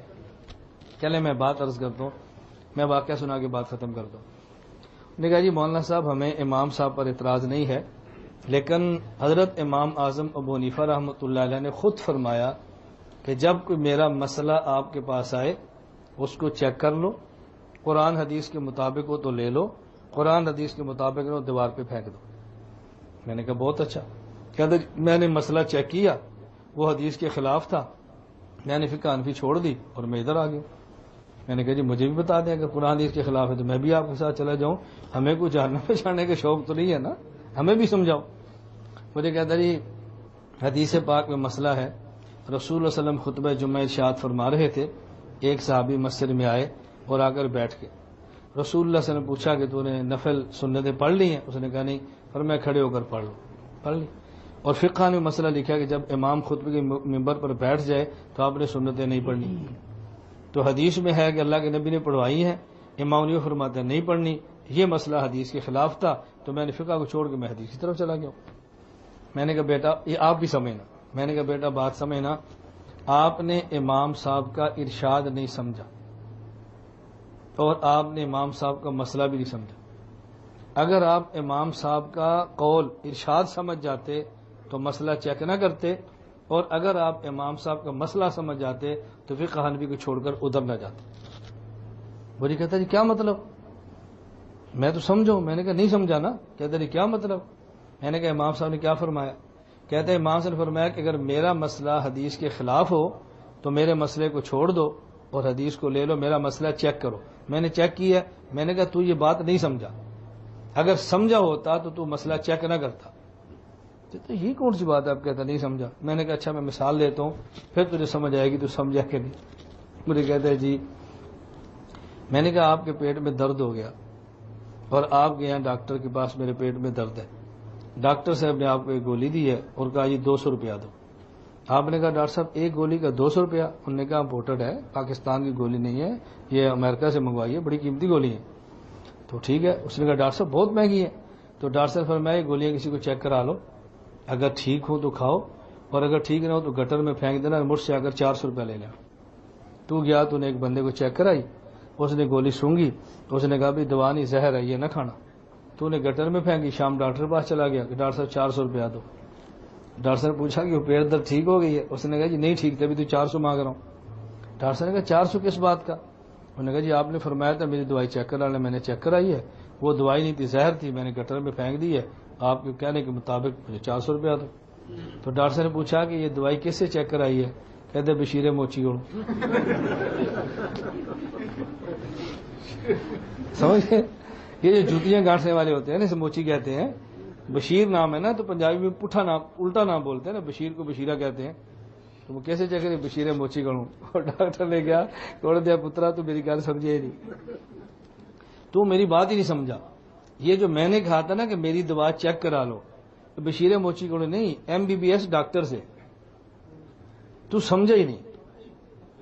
کیا تیری بات تو ٹھیک ہے, میں نے جو امام سے نے فرمایا کہ میرا مسئلہ چیک کراؤ, یہ تجھے نہیں امام مالک کو کہا ہے, یہ تجھے نہیں امام شافی کو کہا ہے, یہ تجھے نہیں امام احمد کو کہا ہے, یہ تجھے نہیں کہ اپنی 40 رکنی فقہا کی کمیٹی کو کہا ہے. جب امام صاحب مسئلہ پیش کرتے نا تو 40 فقہا بیٹھے ہوتے تھے. امام فرماتے میں مسئلہ پیش کر رہا ہوں, یہ حدیث کے مطابق ہو تو اس کو لکھ لو, اگر حدیث کے خلاف ہو دیوار پہ پھینک دو. یہ تجھے نہیں کہا تھا, 40 فقہا کو کہا تھا. میں نے کہا اس لیے میں نے کہا اگر تو سمجھ جاتا تو چیک نہ کرتا. اب بات سمجھ آئی؟ اگر سمجھ جاتا تو چیک نہ کرتا. میں نے کہا مسئلہ سمجھ جاتا تو فقہ حنفی نہ چھوڑتا. مسئلہ بھی تو نہیں سمجھا. مجھے کہتے جی وہ کیسے؟ میں نے کہا میں آپ سے ایک مسئلہ پوچھتا ہوں. مجھ سے؟ میں نے کہا جی میں وہ پوچھوں گا جو تجھے آتا ہے, وہ نہیں پوچھوں گا جو تجھے نہیں آتا. ہم تبلیغ والے ہیں, ہم کسی کو ذلیل خوار نہیں کرتے, ہم مسئلہ سمجھاتے ہیں. مجھے کہتا ہے اچھا جی فرمائیں. میں نے کہا حدیث پاک میں ہے, نبی پاک صلی اللہ علیہ وسلم تشریف فرما تھے, ایک شخص آیا صحابی رضی اللہ, عرض کیا یا رسول اللہ میں نے روزہ رکھا تھا, برداشت نہیں کر سکا اور بیوی کے پاس چلا گیا. اب ظاہر روزہ ٹوٹ گیا. رسول اللہ صلی اللہ علیہ وسلم نے ارشاد فرمایا کہ غلام آزاد کر, کفارہ. اس نے کہا میں اپنی گردن کے علاوہ کسی کا مالک ہی نہیں ہوں, کہاں سے آزاد کروں؟ رسول اللہ صلی اللہ علیہ وسلم فرمایا کہ 2 ماہ کے مسلسل روزے رکھو. انہوں نے کہا حضور ایک توڑ چڑھے گا نہیں, 2 مہینے کی توڑ چڑھے گا, ایک دن کا روزہ تو میں شام تک پہنچا نہیں سکا, تو 2 ماہ کے مسلسل کیسے رکھوں گا؟ رسول اللہ صلی اللہ علیہ وسلم فرمایا کہ اچھا 60 مسکینوں کو کھانا کھلاؤ. کہا حضور میرے تو اپنے گھر چولہا نہیں بلتا, میں تو مسکینوں کو کھانا کھلاؤں, میرے اپنے گھر میں چولہا نہیں جلتا, میں مسکینوں کھانا کہاں سے کھلاؤں؟ بیٹھے تھے ایک اور صحابی آ گیا, اس کے پاس ایک ٹوکرا کھجوروں کا تھا. انہوں نے کہا یا رسول اللہ یہ مساکین مدینہ کے لیے صدقہ ہے. آپ نے فرمایا کھجوریں لے جا, یہی جا کے محلے میں تقسیم کر دے. انہوں نے کہا جی میرے محلے میں مجھ سے زیادہ غریب ہی کوئی نہیں. آپ نے فرمایا چل تو خود کھا لے, یہی صدقہ ہے, کفارہ ہے. میں نے کہا حدیث ہے؟ مجھے کہتا جی ہے. میں نے کہا مجھے بتا ایک چیکر ہے. اب چیکر سمجھ گیا نا میں کس کو کہہ رہا ہوں؟ وہ سمجھ آ گئی. میں نے کہا ایک چیکر ہے, اس نے روزہ رکھا تھا اور روزہ رکھ کے بیوی کے پاس چلا کے روزہ توڑ دیا. وہ آتا ہے مفتی صاحب کے پاس کہ مفتی صاحب میں نے روزہ رکھا تھا توڑ دیا. بتا جوتے لاؤ بھائی, جوتی لاؤ. اس نے کہا جی حضور کھجوریں کھلاتے ہیں, آپ جوتے مارتے. اللہ کے نبی نے کھجوریں کھلائی تھی, جوتے مارے تھے, اور مفتی صاحب کیا کہہ رہے ہیں جوتے مارو. تو میں نے کہا مسئلہ حدیث کے خلاف ہو گیا نا, کھجوریں کھلائیں, جو بھی روزہ تو کھجوریں کھلاؤ, بھی بہت اچھا کام کیا. اس نے کہا جی نہیں. میں نے کہا کیوں نہیں؟ اب مجھے کہنے لگا کہ مولانا صاحب قانون تو یہی ہے کہ جب آدمی روزہ رکھ کے توڑ دے غلام آزاد کرے, نہیں آزاد کر سکتا 2 ماہ مسلسل روزے رکھے, نہیں رکھ سکتا تو پھر بیمار ہے ضعیف ہے تو 60 مسکینوں کو کھانا کھلائے. تو میں نے کہا یہ مسئلہ جو اللہ کے نبی کا ہے. اس نے کہا جی یہ قانون نہیں ہے, یہ اس صحابی کیا کوئی خصوصیت ہے, اس کی خصوصیت ہے. میں نے کہا چلو دوسرا مسئلہ مجھے بتاؤ. مدینہ منورہ میں رسول اللہ صلی اللہ علیہ وسلم تشریف فرما ہے اور یہودی سے بحث تکرار چل رہا ہے. یہودی کہتا ہے جی آپ نے گھوڑا خریدا ہے نہ, میں نے گھوڑا نہیں بیچا. حضور فرماتے تو نے بیچا ہے. وہ کہتے جی میں نے نہیں بیچا. آپ فرماتے تو نے بیچا ہے. اتنی دیر میں تو حذیفہ رضی اللہ حضرت خزیمہ رضی اللہ تعالیٰ عنہ آ گئے. انہوں نے کہا یا رسول اللہ میں گواہی دیتا ہوں کہ آپ نے گھوڑا خریدا ہے, اس نے بیچا ہے. رسول اللہ صلی اللہ علیہ وسلم فرمانے لگے گواہی کے لیے ایک بندے کا موقع پر موجود ہونا شرط ہے, تو موقع پر تھا ہی نہیں, تو کیسے گواہی دیتا ہے؟ انہوں نے کہا یا رسول اللہ آپ فرماتے جبریل آئے تھے اور چلے گئے, ہم نے تو کبھی نہیں دیکھا. آپ کے فرمانے پر ہم نے مان لی ہے. یہ میں مفہوم سمجھا رہا ہوں. آپ نے کہا جی اللہ ہے, ہم نے تو نہیں دیکھا, مان لیا. جنت اور جہنم میں نہیں دیکھا, مان لیا. تو آپ کے فرمانے پہ ہم یہ سب کچھ مان سکتے ہیں, تو گھوڑے کا خریدنا نہیں مان سکتے. رسول اللہ صلی اللہ علیہ وسلم فرمانے لگے من شہد لہ خزیمہ فہو حسبہ, کیس میں مدعی 2 گواہ پیش کرے تو فیصلہ اس کے حق میں ہوتا ہے, لیکن خزیمہ ایک آ جائے تو 2 کی جگہ پر ہے. میں نے کہا مجھے مسئلہ بتا, اگر عدالت میں مدعی ہو اور گواہ چیک کرو, سمجھ آ رہی ہے؟ گواہ کون ہو چیک کرو, تو جج اس کی گواہی سن لے گا. جج بھائی دوسرا گواہ لو, کہتے نہیں جج صاحب میں اکیلا ہی کافی ہوں, میں اکیلا کافی ہوں. جج صاحب پوچھے کیوں؟ اس نے کہا میں گواہی دیتا ہوں حضور نے گھوڑا خریدا, یہودی نے بیچا ہے. تو جج نے کہا پھر کیا ہوا؟ لے جاؤ اس کو باہر، دوسرا گواہ لو۔ اس نے کہا حضرت خزیمہ نے کہا تو حضور نے فرمایا ٹھیک ہے، اور میں کہتا ہوں میں گواہی دے تو آپ کہتے ٹھیک نہیں ہے، تو آپ کی بات تو حضور کے خلاف ہے۔ مجھے کہتے ہیں جی نہیں، قانون یہی ہے کہ گواہ دو ہونے چاہیے، حضرت خزیمہ کی خصوصیت ہے۔ میں نے کہا اب بات سمجھنا، حضرت امام اعظم ابو حنیفہ رحمۃ اللہ علیہ فرماتے ہیں کہ اللہ کے نبی صلی اللہ علیہ وسلم کی حدیث مبارک ہے کہ جب امام خطبے کے لیے ممبر پر آ جائے فلا صلاۃ ولا کلامہ، پھر آپ نے بات بھی نہیں کرنی اور نماز بھی نہیں پڑھنی۔ اسی وجہ سے وہ صحابی آئے تھے اور آ کر بیٹھ گئے تھے، انہوں نے سنتیں نہیں پڑھی، بیٹھ گئے تھے۔ اللہ کے نبی نے صرف ان اکیلے سے پوچھا تو انہیں سنت پڑھی ہے؟ کہا جی نہیں۔ فرمایا قم فرقہ، اٹھ کھڑے ہو کے پڑھ۔ وہ کیوں کھڑا کیا؟ بعض محدثین فرماتے ہیں فقہا کہ وہ چونکہ صحابی بہت زیادہ غریب تھے، کپڑے ان کے پیون لگے تھے، تو اللہ کے نبی چاہتے تھے کہ مانگنا نہ پڑے، سارے اس کی حالت دیکھ لیں اور اس کے ساتھ تعاون ہو جائے۔ تو میں نے کہا اب امام صاحب کی خوبی یہ ہے کہ وہ قانون اور کلیات بھی جانتے ہیں اور خصوصیات بھی جانتے ہیں، کلیات بھی جانتے ہیں اور خصوصیات بھی جانتے ہیں۔ جس طرح قانون یہ ہے کہ روزہ توڑ دے تو کفارہ، اور اس کی خصوصیت یہ ہے کہ کھجوریں کھا لے، جس طرح گواہی کی قانون یہ ہے کہ دو بندے ہوں، حضرت خزیمہ کی خصوصیت ہے کہ اکیلا کافی ہے۔ قانون یہی ہے کہ جب امام آ جائے تو سنتیں نہیں پڑھنی، اس کی خصوصیت تھی کہ اللہ کے نبی نے اس کو اجازت دی ہے۔ بیٹا قانون الگ ہوتا ہے، خصوصیت الگ ہوتی ہے۔ اس نے کہا جی مجھے مسئلہ سمجھ آ گیا، الحمدللہ واپس آ گیا، الحمدللہ واپس آ گیا، اور اتنی بڑی تعداد واپس آئی ہے کہ میں اللہ کا شکر ادا کرتا ہوں کہ بہت بڑی تعداد۔ میں ابوظہبی میں تھا، مجھے ایک ساتھی ملا تبلیغ میں تھا، اس نے مجھے کہا جی مولانا صاحب میں آپ سے محبت اس لیے کرتا ہوں کہ میں 4 ماہ لگا کے ادھر چلا گیا تھا، آپ کے بیان سے واپس آیا۔ میری ابوظہبی زور کے بعد دکھانا تھا، میں ایک ساتھی کلین شیپ تھا ملا، اس نے کہا جی مولانا میں نے بہت بیان سنے، ملاقات نہیں تھی، میں چلا گیا تھا آپ کے بیان سے واپس آیا۔ یہ تو میری تازہ اس پچھلے ہفتے کارگزار جو میں سنتا رہا ہوں، اللہ پاک ہم سب کو توفیق عطا فرمائے۔ میں نے 2-4 جیسے دیگ میں سے چاول سے کھاتے ہیں نا، آپ کو احساس دلائے۔ اب بتاؤ ہمارے پاس دلائل ہیں کہ نہیں؟ کوئی کمی ہے؟ آپ کیوں دل چھوٹا کرتے ہیں؟ کمی صرف اس بات کی ہے کہ آپ لوگ دلائل سنتے نہیں اور پڑھتے نہیں۔ میں نے تو آج بھی عرفان سے کہا، بلکہ میں نے ڈانٹ کر اسے کہا، کیونکہ ظاہر ہے اس کا مجھ سے بیعت کا تعلق ہے، تو مرید تو بنتا ہی ہوا ہے جو ڈانٹ سن سکے، جو ڈانٹ نہ سن سکے مرید ہی نہ بنے۔ جو یہ سمجھے نا کہ میں چونکہ مالدار ہوں تو میرے پیر صاحب اٹھ کے کھڑے ہو کر مجھے ملے، وہ کسی کی بیعت نہ کرے۔ وہ بیعت وہ کرے جس کو یہ پتا ہو کہ پیر صاحب نے نہیں اٹھنا، میں نہیں اٹھنا۔ ہم چاہتے ہیں کہ میں مرید بھی بنوں لیکن پیر صاحب کے اوپر پیر بھی بنا لوں، یہ کیسے ہو سکتا ہے یار؟ تو میں نے اس کو ڈانٹا کیوں؟ میں نے کہا مجھے یہاں کا ماحول نہیں پتا تھا، نیک آدمی تو مجھے بتاتا یہاں کا ماحول یہ ہے، تو میں 200 کتاب لے آتا، 500 کتاب اپنے آنے سے پہلے بھجواتا۔ میری کتاب انگلش میں بھی ہے، اردو میں بھی ہے، نماز اہل سنت والجماعت۔ ہم یہاں نماز کتابیں تقسیم کرا دیتے، ہر کسی کے پاس دلائل موجود اپنی نماز پر، تو یہ جاتے کیوں؟ میں کبھی تبلیغ والوں کہتے ہیں فضائل مال بھی پاس رکھو، نماز اہل سنت بھی پاس رکھو۔ فضائل نماز پڑھو تاکہ لوگ آ جائیں، نماز اہل سنت پڑھو تاکہ نمازی بچ جائے۔ صرف لانا ہے یا بچانا بھی ہے؟ حضرت شیخ نے فضائل اعمال لکھی ہے نمازی بنانے کے لیے، اور ہم نے دلائل نماز لکھی ہے نمازی بچانے کے لیے۔ فضائل بھی ہمارا کام ہے، دلائل بھی ہمارا کام ہے، اور اللہ نے بہت بڑا کام ہمارے علماء سے لیا ہے۔ اللہ ہم سب کو یہ توفیق عطا فرمائے، اللہ تعالیٰ قبول فرمائے۔ میں نے آپ سے آخر میں عرض کیا تھا، میری آپ سے گزارش ہے کہ جو لوگ واٹس ایپ استعمال کرتے ہیں وہ ایک نمبر لکھ لیں ذرا، انشاءاللہ آپ کو اس کا بہت زیادہ فائدہ ہوگا۔ نمبر لکھ لیں،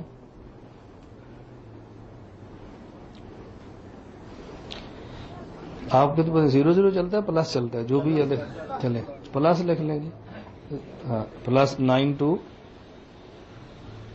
306 844 5718۔ پھر دوبارہ سن لیں، +92 306 844 5718۔ لکھ لیا؟ آپ اس کو اپنے پاس محفوظ کریں گے احناف میڈیا کے نام پہ، اپنے پاس سیو کریں گے احناف میڈیا کے نام۔ سن لیں پہلی بات، اب جب اس کو سیو کر لیں نا، پھر آپ اسے ایک میسج کرنا، السلام علیکم، مثلا میں ہوں مولانا صاحب ہیں جی، میرا نام محمد الیاس ہے، ہانگ کانگ سے، اور یہ کام کرتا ہوں، اور کچھ نہیں ضرورت نہیں، اپنا نام لکھ دیں، کام لکھ دیں، فرام ہانگ کانگ، بس آج آپ کریں، کل آپ کے موبائل میں جو ہے نا بیان آ جائے۔ یہ بیان 2-3 منٹ کا ہوگا، زیادہ سے زیادہ بہت لمبا ہوا تو 12-13 منٹ، اس سے زیادہ نہیں ہوگا۔ آج کل ہماری عقائد کی گفتگو چل رہی ہے، تو انشاءاللہ روزانہ آپ اس بیان کو سنتے رہیں، اس کے بعد ہمارا ایک میسج آ جائے گا ہم ان قریب ممکن ہے مارچ میں شروع کر دیں، وہ صرف خواتین کے لیے ہوگا، اس میں کسی مرد کا دخل نہیں ہے، اس کو ہینڈل بھی خواتین کریں گی اور سنیں گی بھی خواتین، اس میں ویڈیو بیان نہیں ہوگا، یا آڈیو بیان ہوگا اور یا تحریر ہوگی، اس پہ ہمارا کام شروع ہے، انشاءاللہ وہ بھی ہو جائے گا۔ اللہ ہم سب کو قبول فرمائے، اللہ پاک ہم سب کو اپنے دین کے لیے قبول فرمائے۔ لکھ لیا سب نے بھائی؟ باقی انشاءاللہ جتنے دن ہمارے یہاں موجود ہیں، کل بھی زور کے بعد ہے، کل ابراہیم مسجد میں زور کے بعد ہے، ویسے ساتھیوں نے رکھا ہے کہ کل اتوار پیر منگل بدھ 4 دن ہیں، ہر روز فجر کے بعد وہاں مسجد ابراہیم چھوٹا سا درس قرآن ہوتا ہے، بڑا مختصر درس قرآن بھی ہوتا ہے، میل سے ذکر بھی ہوتی ہے، جو ساتھی اس میں شرکت کر سکیں وہ ضرور شرکت کریں، یہ ہمارے کابر کا معمول ہے۔ درس قرآن مجھے مفتی صاحب فرما رہے تھے، درس قرآن مجھے تو بے حد خوشی، میں تو باقی اما سے بھی گزارش کروں گا بھائی درس قرآن کا اہتمام ضرور کریں، اور جن کو کسی سے اجازت ہو میل سے ذکر کا بھی اہتمام کریں۔ جب آپ میل سے ذکر نہیں جمائیں گے تو پھر دوسرے جمائیں گے، لوگ کو شبہ پڑے گا کہ شاید یہ لوگ ذکر والے نہیں ہیں۔ حضرت شیخ نے فضائل ذکر پوری کتاب لکھی ہے، وہ کیوں لکھی ہے؟ ذکر کریں یا نہ کریں؟ کریں۔ ہم جب 6 نمبروں میں علم و ذکر بیان کرتے ہیں نا تو پہلے یہ بات کہتے ہیں جو کسی شیخ سے بات ہو تو وہ تسبیحات پڑھے جو شیخ نے بتائی ہیں، اور نہیں بیت تو پھر اپنی کرے۔ ہم اپنی کرتے ہیں، شیخ کی بات ہی نہیں کرتے، تو پھر ظاہر ہے اللہ ہم سب کی حفاظت فرمائے۔ وآخر دعوانا ان الحمد للہ رب العالمین۔ دعا کریں۔ الحمد للہ رب العالمین والصلاة والسلام علی رسولہ وعلی آلہ وصحبہ اجمعین۔ اے اللہ ہم سب کے گناہوں کو معاف فرما، خطاؤں سے درگزر فرما، جائز حاجات کو پورا فرما۔ اے اللہ اس پورے مجمع کو قبول فرما۔ اے اللہ تیرے نام پہ جمع ہے، عرش کا سایہ نصیب فرما۔ اے مولا کریم ہماری خطاؤں سے درگزر فرما، سیئات سے درگزر فرما، حسنات قبول فرما۔ جو بیمار ہیں ان کو صحت کاملہ عطا فرما، ان کی جائز حاجات پوری نہیں ہوتی اپنے کرم سے پوری فرما دے۔ اے اللہ جو مناسب رشتوں کے لیے پریشان ہیں، یا اللہ ان کو مناسب رشتے عطا فرما، جوڑ کے رشتے عطا فرما۔ جو بے اولاد ہیں نیک اولاد عطا فرما، جو صاحب اولاد ہیں ان کی اولاد کو والدین کی آنکھوں کی ٹھنڈک بنا دے۔ اے اللہ ہم سب کا خاتمہ بالایمان فرما۔ اے مولا کریم قیامت کے دن حضور اکرم صلی اللہ علیہ وسلم کی شفاعت نصیب فرما، بغیر حساب کی جنت کا داخلہ عطا فرما۔ اجمعین برحمتک یا ارحم الراحمین۔